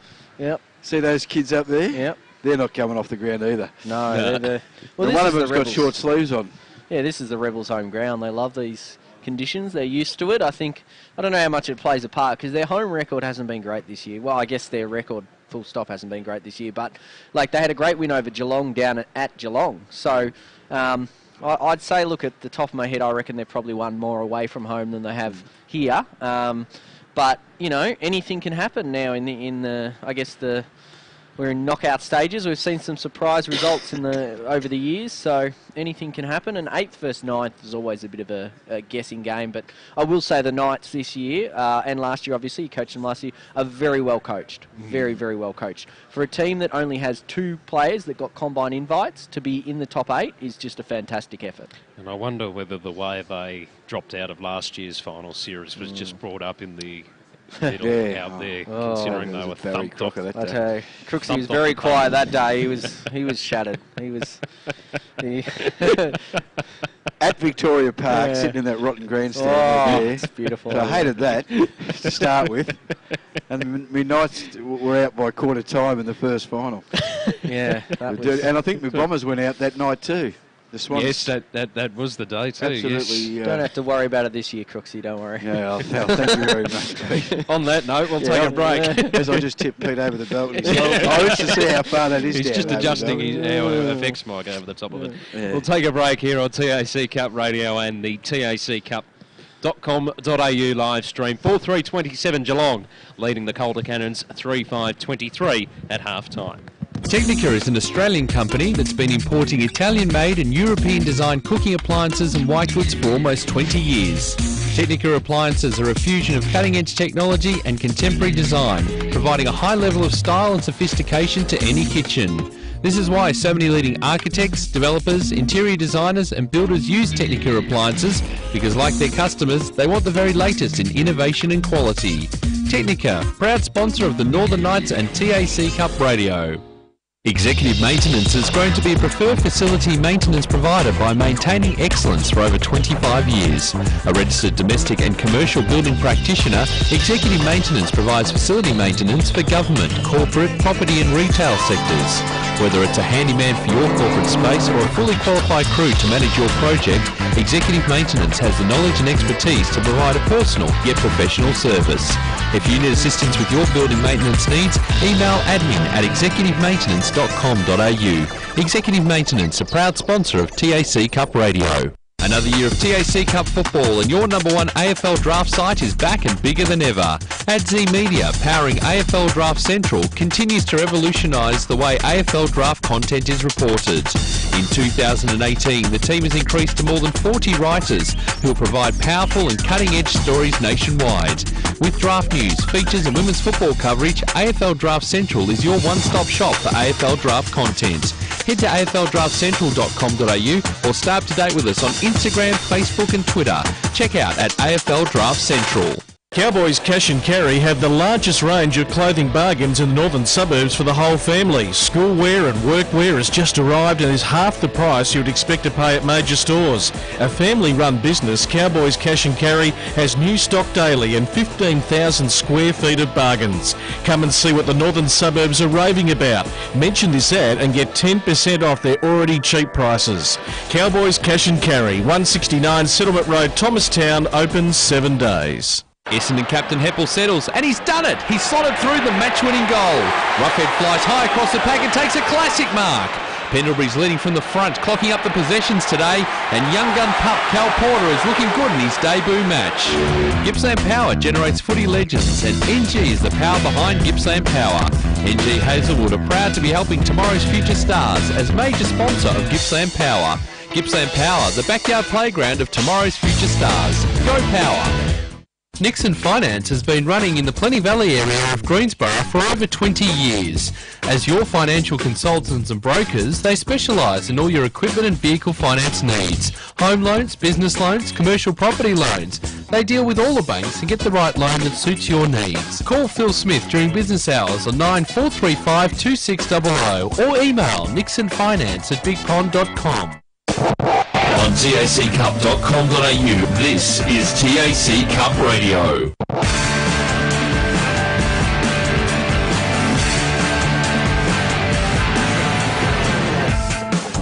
Welcome back to Mars Stadium at half-time. 4-3-27, the Geelong Falcons leading the Calder Cannons 3-5-23. Both sides back out onto the park, getting set for the second half of this first wildcard match. Directly following this, we'll be bringing you live the Northern Knights and Greater Western Victoria Rebels to conclude the day here at Mars Stadium, and then we'll bringing you both of the wildcard games tomorrow down at Icon Park. Those games a little earlier off the top of my head tomorrow. They are because of the Morrish, for those in the last game that, you know, need to get changed, jump in the car and head down to Fed Square for the good old Morrish. It's always an interesting... I've changed into my bag of fruit in the car park underneath Icon, in the car park at Etihad. Where else have I done it? I think I did it in a street in North Melbourne once. And you Off behind Elizabeth Street there. Rick and I got changed. haven't been into arrested that. yet, so that's good to... Was that one? Haven't been arrested No, yet. no, but it's all been in a very public, or less, you know, not so public. So we can have a game... I'm not doing it in the middle of Swanson Street. So instead of where's Wally, where's Crooksy? Yeah. Where's Crooksy? Fine Crooksy. Yeah. Come up with a game for that. Unless I wear my suit to the Yeah. call tomorrow, I might do that too. I was thinking about that. Although it is going to be slightly fresh again. Although tomorrow we It's an Icon. Yeah. commentary boxed tomorrow. You can open or shut the window there. Unless So they're jammed. Sometimes they jam. jam a bit. So It's up to our colleagues how they've got to have it open. Get the fresh air look. they're in a different place though. The camera people. At No, Icon. we'll be up next to them. Oh, Like where you sat with us. To get us underway for the third term and to get back onto the footy, here's Phil Crooks. Conway gets the tap down to Stevens. He can't take it. Madigan in the hunt with West. He just runs past it a bit. Now Madigan gets a kick. It's an up and under. Whistle on play and a free kick to Daniel Hanna. Doesn't go back over his mark, but Pajaski's got it. He kicks out wide looking for Minton Connell. Good work by Minton Connell. Little kick out. Caught in a tackle, dispossessed, holding the ball. That was Sam Graham, and Sam Torpy takes the resultant free kick. Just noting, Braden Ham has gone forward. I was wondering about that. He did that the other week too. He plays a half in defence, half up forward. Ball off hands. They get it out to Dalhouse. And the ball will be thrown up. We're inside forward 50. That's at the northern end of the ground, or the highway end. Here he comes. Good tap over the back, snap, and hand put on it. That was Ham. First score of the second half, 4-4-28 to 3-5-23. 5 points the difference. Minute and a half in. Calder. Just a casual kick out to Hanna. He goes short. Finds Barton. Campbell Barton in the long sleeves. Kicks bang on centre wing. The Geelong boys get in each other's way there. Need a little bit more chit-chat. Spoil each other. And the ball goes out of bounds to be thrown in right in front of the interchange bench. And there's 5 Cannon boys all itching to get back on the ground. Ball thrown in. Jones, front position. Oh, nice. Oh, McHenry. Oh, that's without it. Oh, yeah. He got pushed into that too, McHenry. Dangerous. Shoal. Again, the Geelong boys spoil each other. Comes out the back to Holland Camp. Quick kick. Nice mark by Dalhouse in front of his eyes. Oh. Kick smothered off the boot. Big Schlenshog. Oh! Nice work there. Slug. Cannons. Kick. Minton Connell. Gets a bounce. Gets slammed down. Tackle. Parrish. Quick hands. Comes over to Sam Walsh. Oh, here we go. Measures it. Drills it. Oh, drifted. Across the face. Took a nice little kick off the turf there too. If he was bowling to a right-hander outside off, that took a nice little kick as some light rain falls here at Mars Stadium. 3 minutes in, 5 points of difference, Falcons way. There's still a little bit of drizzle falling. Pye throws it in, Idoon. He tapped it down and then the ball bobbled back into his hands. He's trying to shovel it out. Might have been a hold on Ham. Dalhouse, he's taken by 2 into the turf and the umpire says, we're going nowhere and I'll ball it up. About 40 metres out from goal in the forward pocket. There's a whistle. Advantage taken by West for the Cannons. Pops it, Walsh. Oh, beautifully done by Sam Walsh. Pops it up inside attacking 50. A little wide for Ham. Still chasing it towards the boundary line. Does he run out of room? Spills back into play. And Cannons with the numbers to repel. Pop it up in the direction of Minton Connell. Takes it defensive side of the outer wing. Yeah. Just assessing his options. Goes down along the boundary line. Contest off hands. They've managed to keep it in play. They get it towards Curtis Taylor. He's taken into the turf. Got the handball away in time. Ball dribbles over the boundary line and out of play though. In the hands of Jacob Martin. Will throw it in. Now attacking side of the outer wing for the Calder Cannons. They're 3-5-23 on the NG scoreboard. Trailing the Falcons 4-4-28. Approaching 5 minutes in the third term on the Technica time clock. There's a whistle and a free kick going the way of the Calder Cannons from the contest. High ball inside 50. Again, the Falcons players jumped. Walsh under pressure, taken into the turf by Curtis Taylor. Bobbling ball. And a goal is scored there by Patrick Marnie, I think that was, who, well, cleverly worked it there in the end. Yeah, and I just get the feeling the decision to handball to Walsh there wasn't the right one. I get the feeling that was a bit Walsh conscious. He sort of looked up, saw Sam Walsh there and thought, oh, better give you the ball. And he was already under pressure, so I'm not sure that was the right call. Probably should have just put it on the boot and put it somewhere outside 50, but it is what it is, and now Calder have the lead. So 4-5-29 to 4-4-28, 6 minutes in on the Technica time clock. Kick, it's a big up and under by Ramsey. Goes nowhere. Now the ball tips out. Idoon to Dalhouse, to Stevens, to Blake Schlenschlog, who gives away a free kick. No. Surely. Benefit of the doubt, I'd say, with the wet turf. Yeah. Lucky. Very lucky, though. Dear, oh dear. Okay. Maybe the big man curse. He thought, you're big, you slip. Clumsy. Yeah. Jones, and that's straight out of bounds. That's deliberate. No.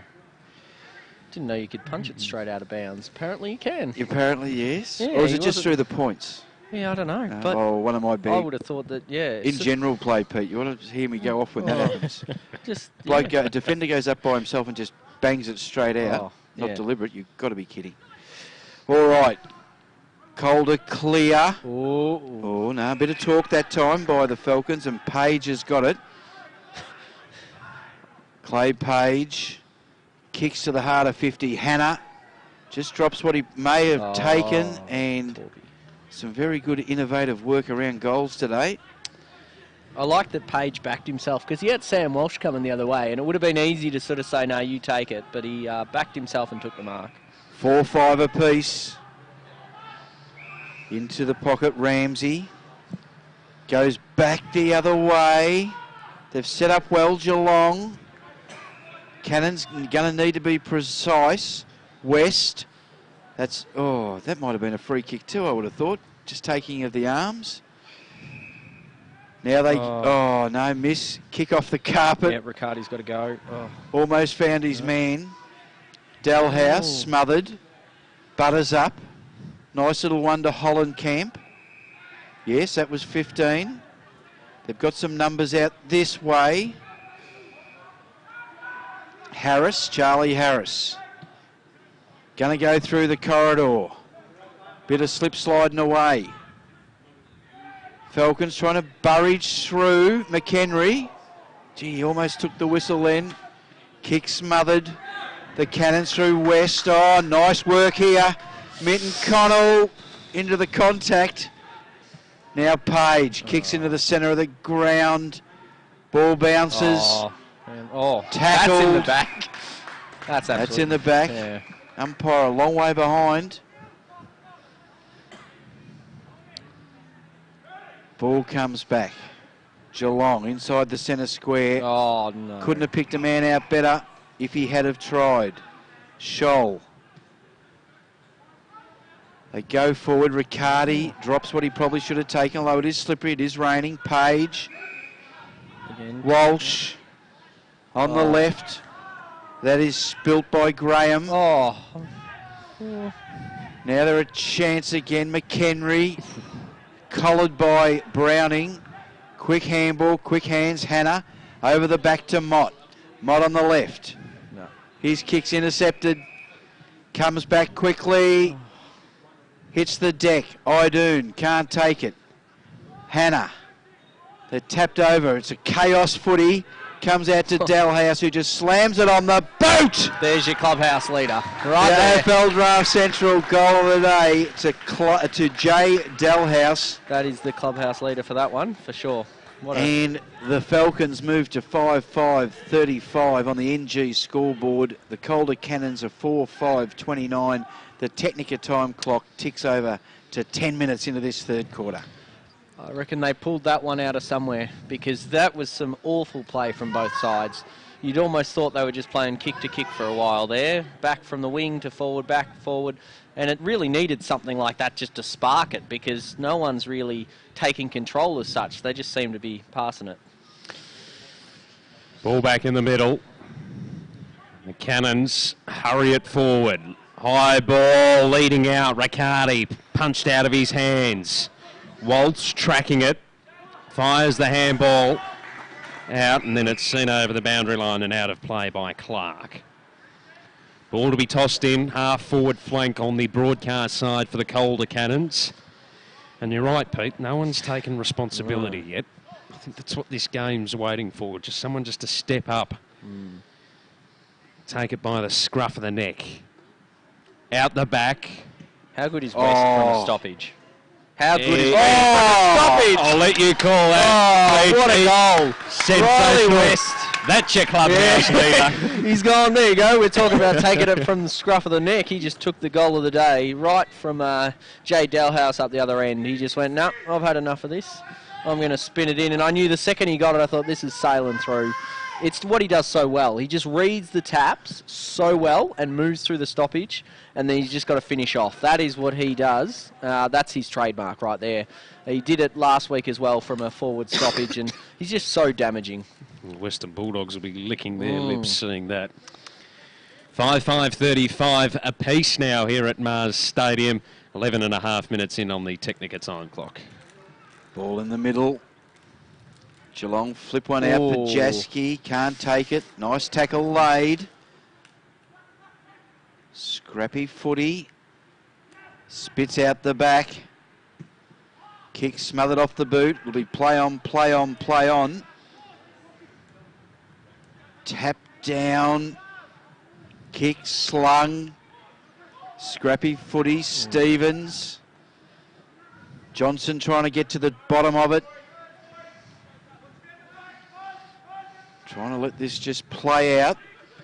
They get it out of the scrum. Walsh off the carpet. Silk kicked it 1.5 metres to Iadoon. Now Calder kick it. Oh, nice work there by the Geelong Falcons. That was Cartledge. Look at that vision. Oh, dropped. Damn. Hannah makes some room. Iadoon following up his work. Now it's Stacks on the mill. Hannah dispossessed. Mott, Iadoon. Now there's a quick kick by Madigan. Punched out. Good footy. Who's that defender down there on spray? Brody Newman, I believe, 38. Newman. Got the blue boots on. 38, yep. Got the blue boots on like Pajeski. I'm starting to get the two of them mixed up. 38 and 30. Ball thrown in right next to the point post. Jones, front position. Kick smothered. Slung tackle. Didn't have the footy. You could hear it. I think that was the bench. Jones. Oh, no, Ruckman. If Rick was here. Rick was here, he'd be loving it. You know what? Oh. That should be 50 metres. He made sure he knew it, didn't he? The umpire. I think if you take him off their feet. It looked like the umpire called it and the other one didn't know. Nice diving mark, Calder. Outer side of the ground. Great game. Wildcard round number 1 game. Just, if it is tied up at the end, Pete, we're going golden point. Yes. Was that a definite maybe or just a maybe? Well, I suppose they're not coming back next week, put it that way. Not coming back next week. Maybe they're going to have a cage match between Riley West and Oscar Brownless and that'll decide it. So rock, paper, scissors, perhaps. There you go. That's our suggestion. Ball in the middle. Calder. Go forward through Musa. And over the back, there's a free kick. Walsh. Riccardi in front. He doesn't make many mistakes, but that was, a little ambitious. He had a big body in front of him. Jake Riccardi, 194 and 95 kilo. Yeah. And that was at the start of the year, so he might have grown a little bit since then. To put Calder in front, 15 minutes into the third term, Jake Riccardi. He comes in, slightest of angles, kicks from 45. I don't mind it off the boot. Straight through the middle. That is Calder's 6th goal. 6-5, 41 NG scoreboard. Geelong Falcons 5-5, 35. Yeah, I knew that would happen. They're coming up to Sammy Walsh and just saying, hey, you know, you cost them a goal then. So I knew that was going to happen. And a 3-goal to 1 quarter for the Calder Cannons. I can't believe there's been 4 goals kicked. Like, it doesn't seem like there had. Like, it seems like it's pretty tight, and then seems to be a good goal out of it. We've had 2 cracking goals, realistically. So Cannons take the advantage. 15.5 minutes into the third term. Riccardi, our last goal kicker, wins the clearance for Calder. Ball inside, attacking 50, off hands, scooping it up there was Johnson. Scooping it up was Johnson. He went across face of goal, though.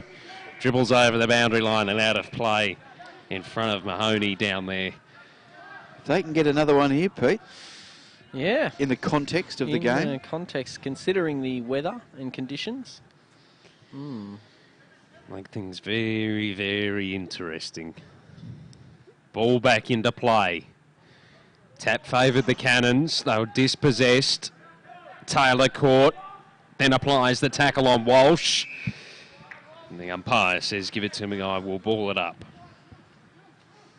Forward pocket, broadcast side. As the sun begins to peek through once again.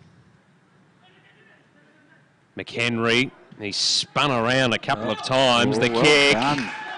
Put it straight down the throat of Jury. Just outside, attacking 50, broadcast side. Oh, the pod's just standing there screaming for it.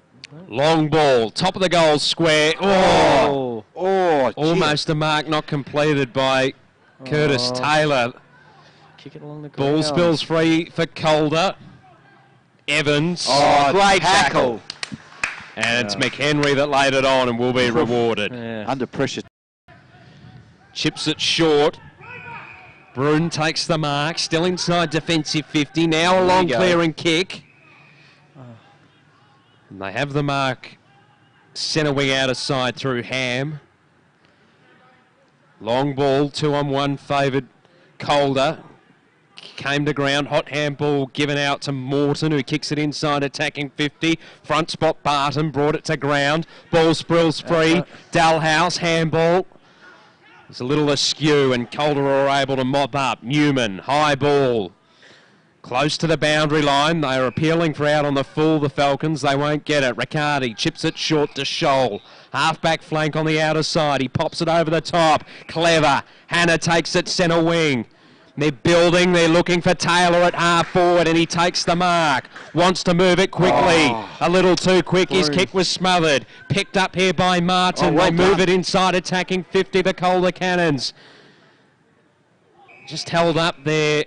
And the umpire says holding the ball. Jesse Taylor unable to get rid of it effectively, and Walsh to rebound off half-back. Walsh kicks out wide. Riccardi intercepts.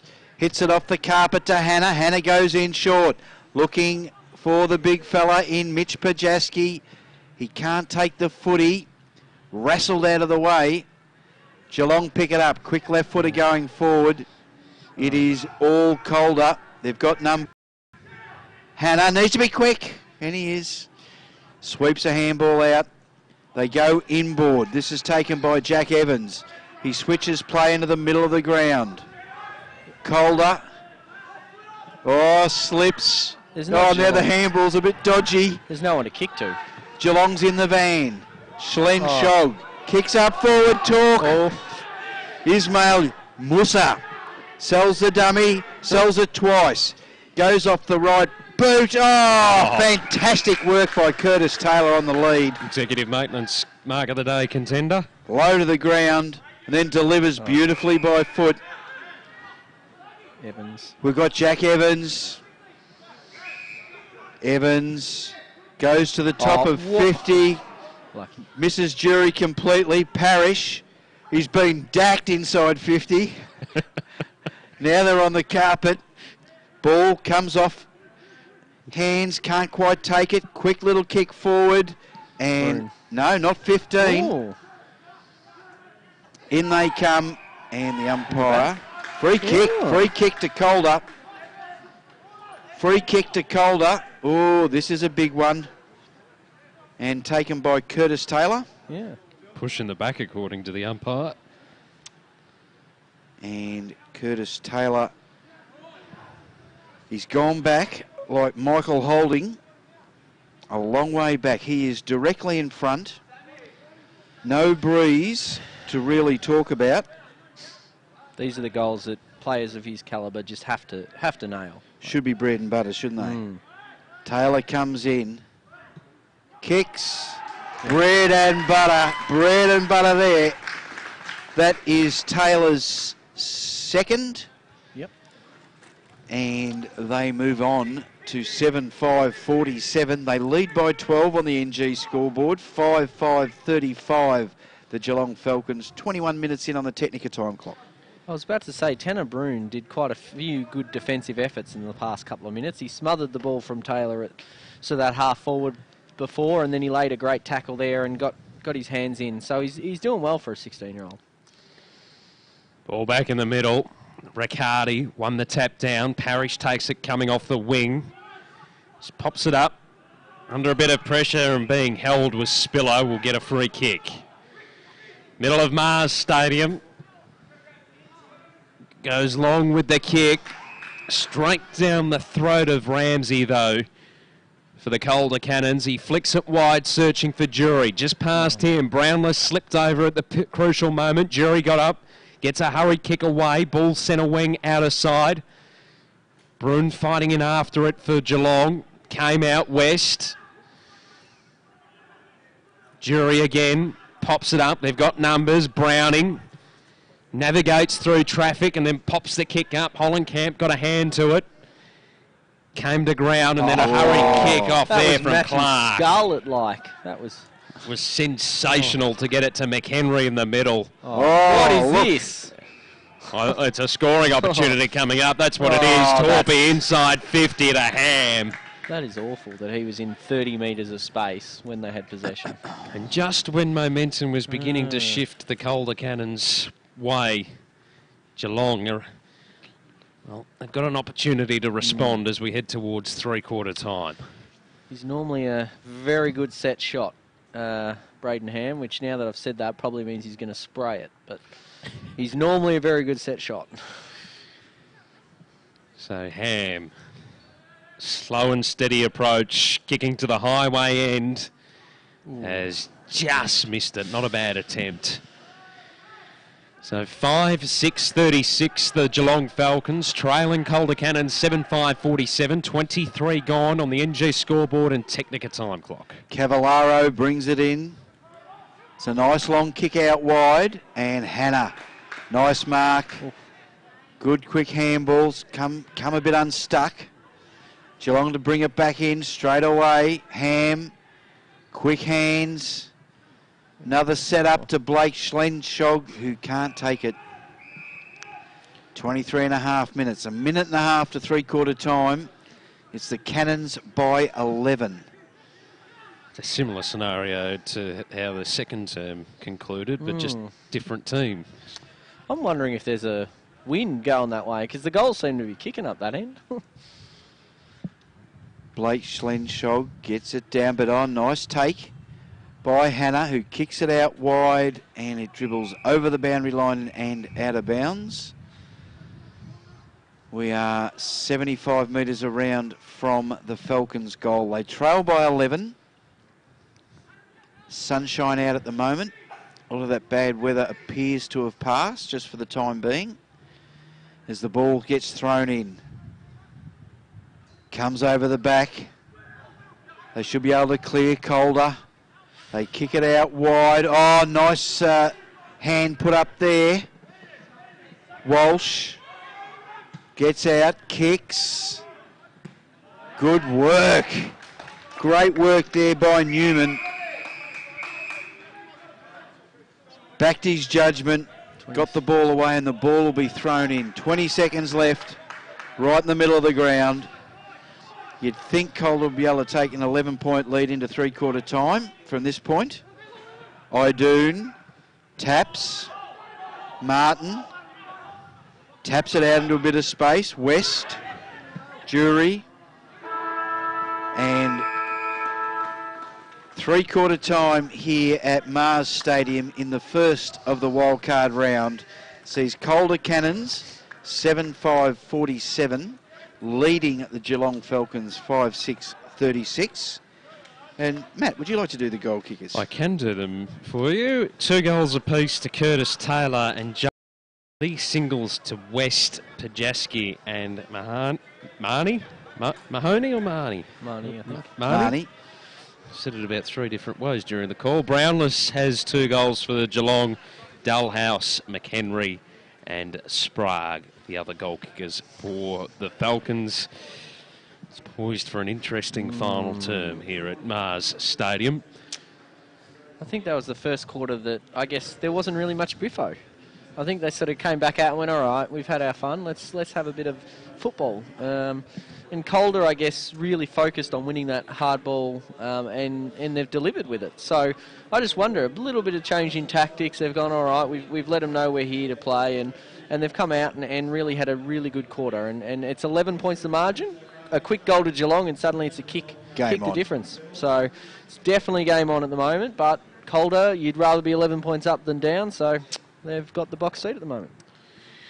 Three-quarter time here at Mars Stadium. As Pete said, it's an 11-point lead in favour of the Calder Cannons. Back after this for the final term. Technica is an Australian company that's been importing Italian-made and European-designed cooking appliances and white goods for almost 20 years. Technica appliances are a fusion of cutting-edge technology and contemporary design, providing a high level of style and sophistication to any kitchen. This is why so many leading architects, developers, interior designers and builders use Technica appliances, because like their customers, they want the very latest in innovation and quality. Technica, proud sponsor of the Northern Knights and TAC Cup Radio. Executive Maintenance has grown to be a preferred facility maintenance provider by maintaining excellence for over 25 years. A registered domestic and commercial building practitioner, Executive Maintenance provides facility maintenance for government, corporate, property and retail sectors. Whether it's a handyman for your corporate space or a fully qualified crew to manage your project, Executive Maintenance has the knowledge and expertise to provide a personal yet professional service. If you need assistance with your building maintenance needs, email admin@executivemaintenance.com.au. Executive Maintenance, a proud sponsor of TAC Cup Radio. Cowboys Cash and Carry have the largest range of clothing bargains in the northern suburbs for the whole family. School wear and work wear has just arrived and is half the price you'd expect to pay at major stores. A family-run business, Cowboys Cash and Carry has new stock daily and 15,000 square feet of bargains.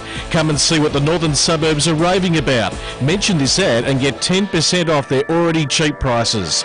Cowboys Cash and Carry, 169 Settlement Road, Thomastown, open 7 days. Another year of TAC Cup football and your number one AFL draft site is back and bigger than ever. AdZ Media, powering AFL Draft Central, continues to revolutionise the way AFL draft content is reported. In 2018, the team has increased to more than 40 writers who will provide powerful and cutting-edge stories nationwide. With draft news, features and women's football coverage, AFL Draft Central is your one-stop shop for AFL draft content. Head to afldraftcentral.com.au or stay up to date with us on Instagram, Facebook and Twitter. Check out at AFL Draft Central. Essendon captain Heppel settles, and he's done it! He's slotted through the match-winning goal. Roughhead flies high across the pack and takes a classic mark. Pendlebury's leading from the front, clocking up the possessions today, and young gun pup Cal Porter is looking good in his debut match. Gippsland Power generates footy legends, and NG is the power behind Gippsland Power. NG Hazelwood are proud to be helping tomorrow's future stars as major sponsor of Gippsland Power. Gippsland Power, the backyard playground of tomorrow's future stars. Go Power! Nixon Finance has been running in the Plenty Valley area of Greensborough for over 20 years. As your financial consultants and brokers, they specialise in all your equipment and vehicle finance needs. Home loans, business loans, commercial property loans. They deal with all the banks and get the right loan that suits your needs. Call Phil Smith during business hours on 9435 2600 or email nixonfinance@bigpond.com. On taccup.com.au, this is TAC Cup Radio.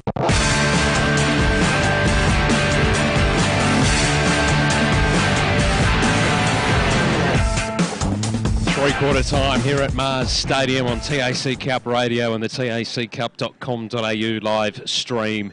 It is the Calder Cannons 7-5-47 leading the Geelong Falcons 5-6-36.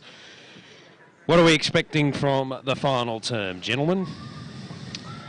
Well, hopefully a good contest, I think.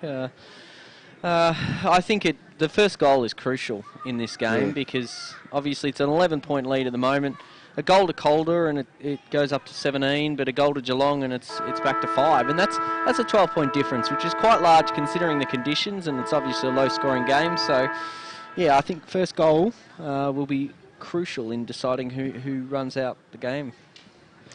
Who wins it from here, Crooksy? I just want to look up, just bear with me for a moment. I just want to I don't want to say I've tipped someone, but I've put my tips into the record. I can't remember who I tipped. So I just want to have a look up at that to see who I did. But I did mention at the start, I like Calder in finals. I always reckon they're, apart from that one final a couple of years ago. Let me just give you I'll go to Pete then. Pete, who wins it from here? I'm going to go Geelong. I'm sticking with Geelong because I don't want to be, a turncoat in my tipping. So I'm going to stick with Geelong. I think they've got a bit more to go in the last quarter. But in saying that, I'm not going to count Calder out because they're in the box seat. But yeah, I just think any team with Sam Walsh on it has a real shot, and I'd be surprised if he wasn't going into the middle, which he is right there. So I reckon they're going to look for him, and I reckon they've got that star quality. Calder do too. They've got a fair bit of depth there, but yeah, I'm going to stick with Geelong, but obviously Calder in the box seat. I did tip Calder Cannons. Matt will verify that. Rick went for the Geelong Falcons in the footy record. I can probably guess who you tip in next game. I don't need to look at the record for that one. Winks type odds. I reckon you'd be tipping them if they were 10 goals down at three-quarter time. They're the boys. Well, we're looking forward to this. Is straight away today, you can see that it's a step up from home and away footy. Yeah, great intensity. Let's get us underway for the final term. Here's Phil Crooks. Idoon and Riccardi in the ruck. Idoon gets the tap out. West might have got one in the back there, I would have thought. And there is a free kick to Geelong. Big call. Plenty of chitter-chatter. Martin on Walsh there. Idoon kicks inside 50. Scholl kept his eye on the footy, read it well. I like he's a classy act, Scholl. Scholl goes backwards. Just to draw the defence down. Back to Scholl. They're going to go across again. They worry me. Now they've got the man free. This is Barton. Got the long sleeves. Barton, lovely long kick to centre wing. Ball didn't spill out the back. Cannons have got numbers. A little flip out to Barton. A flip back. Now they've lost it. Geelong. Can they squeeze it out? Calder. Stevens for Geelong. Wrapped up. Ugly footy. Scrum type footy. Barton tries to kick it off the carpet and eventually it's over the boundary line and out of bounds between wing and half back on the City side.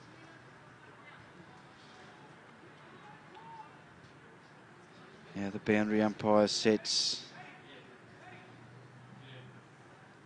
Up she goes. Comes in. Quick kick. Walsh. Idoon.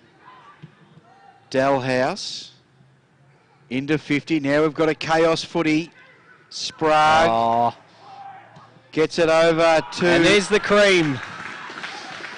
To McHenry. And there's the first one of the last quarter you were talking about, Pete. The cream. 6-6-42 on the NG scoreboard. 7-5-47 the Calder Cannons. They lead by 5. 2 minutes in on the Technica time clock. I reckon he's been just about their best, to be honest. Walsh has been good. He's done his thing. But I reckon defensively and offensively, McHenry's been their best. And I would not be surprised if we're talking about him if they get up in that 3-vote category. So the Falcons will win the clearance again. Oh, just as he kicked it there, Stevens slipped over. Still worked out okay. Ham, though, caught dispossessed. Free kick going the way of Ramsey for the Calder Cannons. Half back. He decides to go very long with the kick. Went over the head of Taylor. That was Jesse. Falcons rebound, and they'll get it to Stevens. Between centre wing and half back, broadcast side. Pops it up. Sprague takes it. Centre wing. Assesses his options. Stutters. Now a long one towards the half-forward flank. Working it nicely there was Newman. On the half-back flank on the broadcast side. Hannah calling for it. And he's going to lob it in that direction. In fact, went further afield. Jesse Taylor flew. Came out the back. Rayner shoved off the footy. Rain beginning to fall again. Minton Connell kept going after it. Supporting him was Marnie. They're up against the boundary line and eventually it's seen over by Jesse Clark. We'll throw it in, half-forward flank. Broadcast side, the social club room side of Mars Stadium. Cannons kicking to the highway end in this final term. We're 4 minutes into it on the Technica time clock. Idoon won the tap down. Brownless. Handballed it to Madigan, who got it further afield. Cannons, though, will cut it off. They retreat to attack. Ramsey, high ball, inside 50. Juggling attempt not completed, but he still ended up with the footy there, Curtis Taylor. And the umpire says a high tackle was laid over the top of Rayner, who gets the free kick. Comes wide to Walsh. Takes it still inside, defensive 50, broadcast side for the Falcons. Looks up. Down along the boundary line. Browning was a little flat-footed. Brownless had escaped his grasp, and it goes over the boundary line and out of play. 5 gone, final term on the Technica time clock. 7:5:47, the Calder Cannons leading the Geelong Falcons 6:6:42. Ball thrown in. Jones and big Blakey, Schlenschog. McHenry, the goal kicker in the final term. Dropped a few degrees, I think. It has just into single digits. Not that it gets out of single digits too often up here. They go again. Big Blake gets the tap down. Martin over the top of it. Good work. Now it's kicked forward by Jones. Gets valuable real estate going forward. The ball is out of bounds. Half forward flank. In front of the beautiful facilities inside there. If you're looking for a beverage, nice meal, a snack. Up she goes, thrown in. In dangerous territory for Geelong. Stevens, now Mott kicks. And they tap it through for a rush behind. 7:6:48 to 6:6:42. I don't like that now. Nice and even. Long time to go. It's only 6 minutes in on the Technica. Ball brought in. A little bit off the side of the boot, but Clay Page marks it right on the boundary line. Page. Kicks. He decides to go into the corridor. Oh, great mark. Dalhouse. Jay Dalhouse. He's had a good game. Goes in short.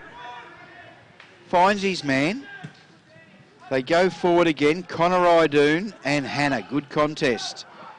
Coming up forward was Sprague. Gets it to McHenry, who kicks. It comes over the back to Torpy. He's got options. He looks clever. He gets it back to Cooper Stevens, who goes bang and ties it up. Torpy, great work. Kept a cool head. Got it over to Cooper Stevens, who slots it. 7:6:48 apiece. 7 minutes in. Guess who set that up? McHenry. Maybe. He's the guy.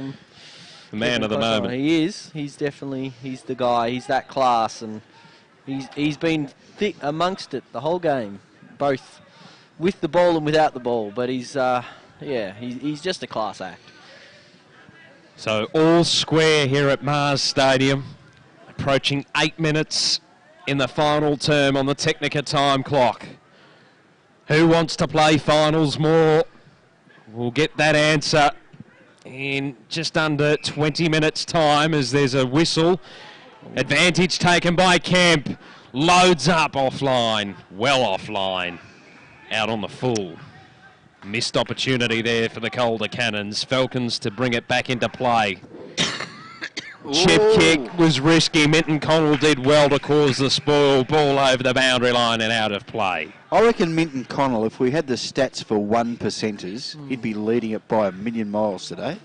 Doing a lot of good little stuff around the play, up forward for them. Yeah, he doesn't win a lot of it, but you feel like he's had more of an influence than he does. He might have 5 touches for a game, but he usually kicks a couple of goals. Tossed back in. He was there again, Minton Connell. The Falcons were able to clear it. In the middle, Idoon. Unable to control it. Cannons, it's bobbling around. Ham. Hurry kick on the boot. Underneath it, Newman spilt what he should have taken. Dalhouse applying pressure. Idoon slapping it forward. Torpy soccers it off. Scholes got pressure on his shoulders. He's fumbled. Ball now tracking towards the boundary line. No. Throw it in, says the umpire. Because no one wants to spill that. That was embarrassing. Like, honestly, that's one you don't want to. There was no need to rush it across. So, that was slippery conditions and the pressure causing havoc here at Mars Stadium. Ball thrown in. Geelong looking ominous. Plenty of orange jumpers there. Martin lays the tackle. Brownless kicks. Oh, he got it! Oh, touched! Oh, my goodness me. That was a photo finish developed print. Geelong have taken the lead, 7-7-49 to 7-6-48. 10 minutes into the last quarter.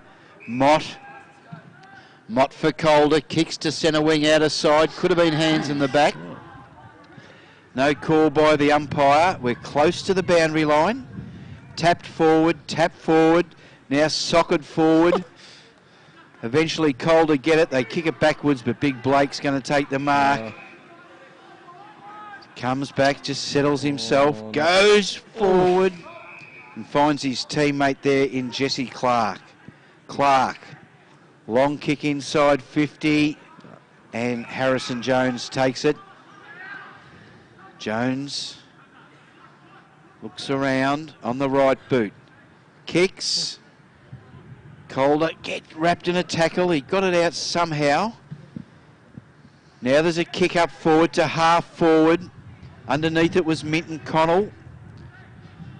They're working hard to keep the footy in. And the umpire will come in and ball this up. We're 65 metres out from the Cannons' goal. They trail by a point. They've led by as many as 12 in this quarter. Geelong have come back. Now at the back of the pack, that was off the carpet. I do know, can't get it. Calder, kick smothered, Torpy. Quick kick up forward by Blake Schlenshog. Goes out wide. They need a kind bounce. They've got it. Cavallaro. Now they come in and the cavalry come. Calder get it. It's a dirty big up and under. Who can mark it? No one. Hits the carpet. Blake Schlenshog gets it across. His kick going to be intercepted by Jones. Follows up his work. Good work by the big fella. Might have been stiff not to get a free kick there in Morton. But the umpire puts the whistle away and decides to ball it up. We're in the middle of Mars Stadium. Tap down. Big Blake, his kick is smothered. Walsh spins out of the pack and kicks. Ismail Musa trying to control it. Connor Idoon. Lovely tackle. The ball comes out. Oh, they're half a south of France here as Delhouse. Well done, Charlie. Sprague gets the kick out. Delhouse takes the mark, and there's a Geelong player on the carpet. Idoon. Yeah. In the carnage of that. This, oh dear, good work by the Geelong Falcons. That was a great job by Sprague. I think he went for the shot and just saw over his shoulder at the last second that Delhouse was just free, and he thought, I'll just pop it up and give him the best chance, and he's really got to finish this off now. Jay Delhouse comes in, 15 metres out, straight through the middle. That is his second of the day, and that moves the Geelong Falcons onto 8-7-55. They lead Calder by 7. 7-6-48 NG scoreboard. We've just gone past the 13-minute mark, the first half of the last quarter on the Technica time clock. Massive quarter for the Geelong Falcons. Now the pressure's back on the Calder Cannons. Will they be able to respond? They've done it at various points throughout the game. As Mott sits over the top of it, the umpire is going to call for another ball up. Just on the edge of the centre circle. As we tick towards 14 minutes on the Technica time clock. Back underway. Cannons hurry it away from the contest through Jones. They got it towards half forward. Johnson just paddling it around. Door opens up though for the Falcons. They get it to Brownless, who's taken into the turf by Jury. Play on, says the umpire. Hurry kick from Musa. Gets it to Johnson. Kick around his body inside, attacking 50. Just fell short. Pajaski, he's wrapped up by 4 Falcons. And the umpire says, give it to me, I'll ball it up 40 metres out from goal for the Calder Cannons. They trail 7-6-48. Geelong 8-7-55 on the NG scoreboard. 14 and a half minutes gone on the Technica time clock. Johnson hovering. bobbling in his hands. Mott may have been taken high. The umpire let it go. Brune up against the boundary line for the Falcons. A clearing kick out to Dalhouse. Defensive side of the outer wing. He's put that a little too wide. Out on the full. A free kick to go the way of the Calder Cannons. They move it immediately. Oh, no! The umpire blew the whistle for the mark. Oh. No, he didn't. He blew it because they didn't go over the mark from the kick back into play. So we'll reset. Oh. I think he needs to buy a lottery ticket tonight because that was lucky. Incredibly lucky. Ball to half forward, dribbles over the boundary line and out of play in front of Curtis Taylor. Just ticked past 15.5 minutes into this last term. 7 points the difference. Who's going to step up? Ball thrown in. Jones and Conway. He comes out the back. Johnson misses. Running into a bit of trouble there. Plenty of traffic, and the umpire will have no other course of action than to come in and ball it up 40 metres out in front of the Cannons goal. Riccardi and Conway. Hits the carpet again. Johnson. Was he caught high? No. Comes out. Martin snaps. Oh. Goal! Jackie Martin, you beauty! We have a game on our hands. 1 point. What a great goal. Jacob Martin, 8-6-48, the Calder Cannons to Geelong Falcons, 8-7-55. A point the difference on the NG scoreboard, 16.5 minutes in on the Technica time clock. I hope it's a draw, to be honest. I want to see what happens. I reckon then everyone, all bets are off once that happens. You just, everyone going in everywhere. So, that'll be exciting. I've seen it once, Pete. Yeah. I didn't know it was happening when I saw it, but I have seen it in the grand final. That's right. That was Toby McLean. No, that's back. Jackson McRae. That's right. Bulldog. Wrong Bulldog Oakley. There's Jury, hurry kick, West puts it out towards the half-forward flank on the outer side. Riccardi covering, applying pressure over the top of Cartledge up against the boundary line. Cannons, risky inboard. Browning gave the fend off. High ball inside, attacking 50. Ball off hands. Rain falling again here at Mars Stadium. Falcons will look to clear. Stevens off half back. High ball to the centre wing. Dalhouse flew. Went through his fingers. Scholl mopping up for the Cannons. Done. Puts it into space. Half forward flank, broadcast side. Johnson coming, applying pressure. In there too is Pajaski. Well slaps done. it forward. Ball over the boundary line and out of play. 1 on 4, Pajaski was then. And he dove on it. He was the one that wanted it most there, and he got it. Well done. Fantastic effort. Ball to be thrown in. Half forward flank. In she goes. I've liked the ruck all day. Jones has done a great job. Ball gets scrambled forward. All free kick. Holding. Oh, it's going the way of Mitch Pajaski. He could get this. He's within range. He has a super boot. Now, I'm happy to be argued wrong here. I reckon he's had a quietish sort of a day, Mitch, and I'm one of his biggest fans. Yeah. But when the going gets tough, the tough get going. And this is well within his range because he can launch it from a long, long way.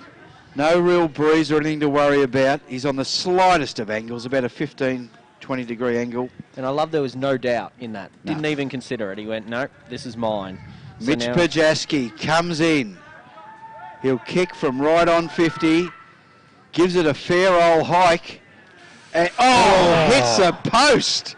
Draw is on. Here we go. Oh, no. 8-7 apiece. 8-7-55, plays 8-7-55. NG scoreboard. 6 minutes. 19 minutes in on the Technica time clock. And we need a TW Sharon. Jeez. Just hold it for 6 minutes. I want to see what happens. If it hits a post, it should have bounced back onto the ground. Yeah. So, Hollenkamp, Oh, no. what's he going to do? Puts it towards the outer half-back flank. Came off hands. Hurry kick on the boot there from Cartledge. Puts it into space for Torpy to run onto it. Had Barton bearing down on him. Support arrives. Idoon Good to see him back on his feet. He gets it back to Torpy. Centre wing out aside. The kick inside 50 is poor. Cannons take the mark. They dish the handball off quickly. Ramsey goes across the goal square. Oh, Shoal. That's, yeah. It's the second time he's fumbled it close to the boundary line and it's gone out of play. So Geelong with an opportunity. We're deep inside their attacking 50. We've ticked over 20 minutes on the Technica time clock. It's all square on the NG scoreboard. 55 apiece. Jones won the tap down. Cannons get the clearance. 2-on-1 in favour of Calder. In favour of Geelong, and Cartledge one out. I've quite liked his game. Consistent. Takes the mark, attacking side of the broadcast wing. Loads up inside 50. Hannah. Brilliant hands, takes the mark. Resets. High ball again, a 2-on-1. Camp overcooking it. A little unrealistic attempt there. Didn't have much of an option though. Don't give away a 50, whatever you do. Schlenschlog with the kick to send it back inside, attacking 50 for Geelong. High ball. Contest offhand. Shoal wins it down. Clearing kick back in the direction of Kemp. Got punched out of his hands. He had Johnson though this time to support. Gets the kick towards half forward. Bouncing ball. What a holding going on, and he's finally called it. Free kick to go the way of the Calder Cannons. And that was really silly. That was a 3-on-1. That was, geez, you wouldn't want him to kick a goal now because that is not good. Marnie got it across to Martin. Goes inside 50. As the clearance will go the way of the Falcons, and they get it to McHenry, defensive side of the broadcast wing. McHenry. He sees slamming Sam Walsh, centre wing, sunshine here at Mars. Sammy just weighs up his options. He goes inboard. Oh, the ball is spilt. It comes back to Walsh. He gets tackled, gets the handball away. McHenry, nice little duck and weave. Oh, out of bounds, says the umpire. In best position, good call. 22 minutes in. Scores are all tied up. All tied up. The winner goes on to next week and plays who, Pete? The winner goes on and will play Gippsland Power. The loser, it is Mothballs. Up they go. Walsh can't quite get it. They're dispossessed. Jury is underneath it, and the ball will be thrown up. Right in front of us here in the grandstand. It's close. Jeez. There's nothing in it. Draw. I've called it. Ball in dispute. Walsh runs into a bit of traffic. Jury. McHenry. Rob. Just Walsh. Kick smothered. Taylor. Gets the handball back to Hannah. Kicks. Slips. Bounces. This is footy persona. West goes in. Beautiful work by Taylor. He's crunched. Blake Schlenschog.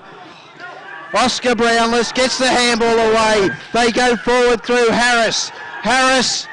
It punches off the back. Ham is an elite speedster. Watch. It's kicked off the carpet. That's deliberate.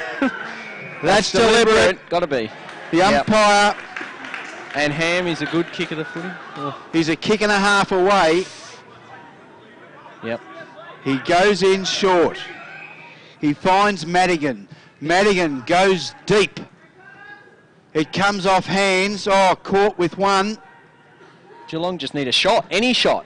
And the ball goes across the goal. Shoal. Sockers off the carpet. He got manhandled after he did it. Now McHenry. Here we go. McHenry! Punch it. Off the pack, no. Sprout. Geelong by a point. 50 seconds. They've got to go straight down the ground. Calder. West just drops it. We're in the centre square. Umpire looks. Holding the ball, says the umpire. Only 2 Geelong forward, though. Jake Riccardi. Right boot. Long kick.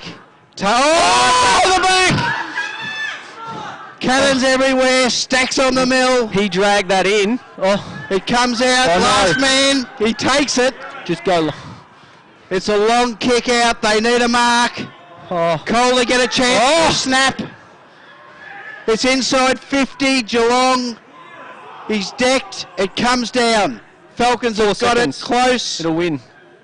They kick it out to the That's it. half-back flank. And there's the siren. Oh, It is the Geelong Falcons by 1 point. what a game. What a game of Oh. football. Jeez. It is 8-8, 56, the Geelong Falcons to the Calder Cannons 8-7, 55, and I'm voting for wildcard round. Oh, that was unbelievable. That's What a sensational game of footy. game of the year so far.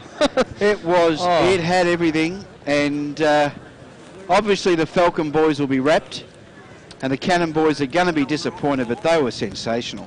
They were, it had everything. It did, and that's the thing. Like down in that deep forward line when it's at level, all Geelong had to do was just shove it on the boot and get it through. Didn't matter if it was a behind, didn't matter anything. In the end, Sprague had to go at the goal, got touched, and then run down the other end. And Pod had a couple of chances, just slipped at the vital second, but oh, it was good. And then I was picturing when the shot on goal and the player in the goal square had it, I was thinking, imagine if it bounces over his head or something, or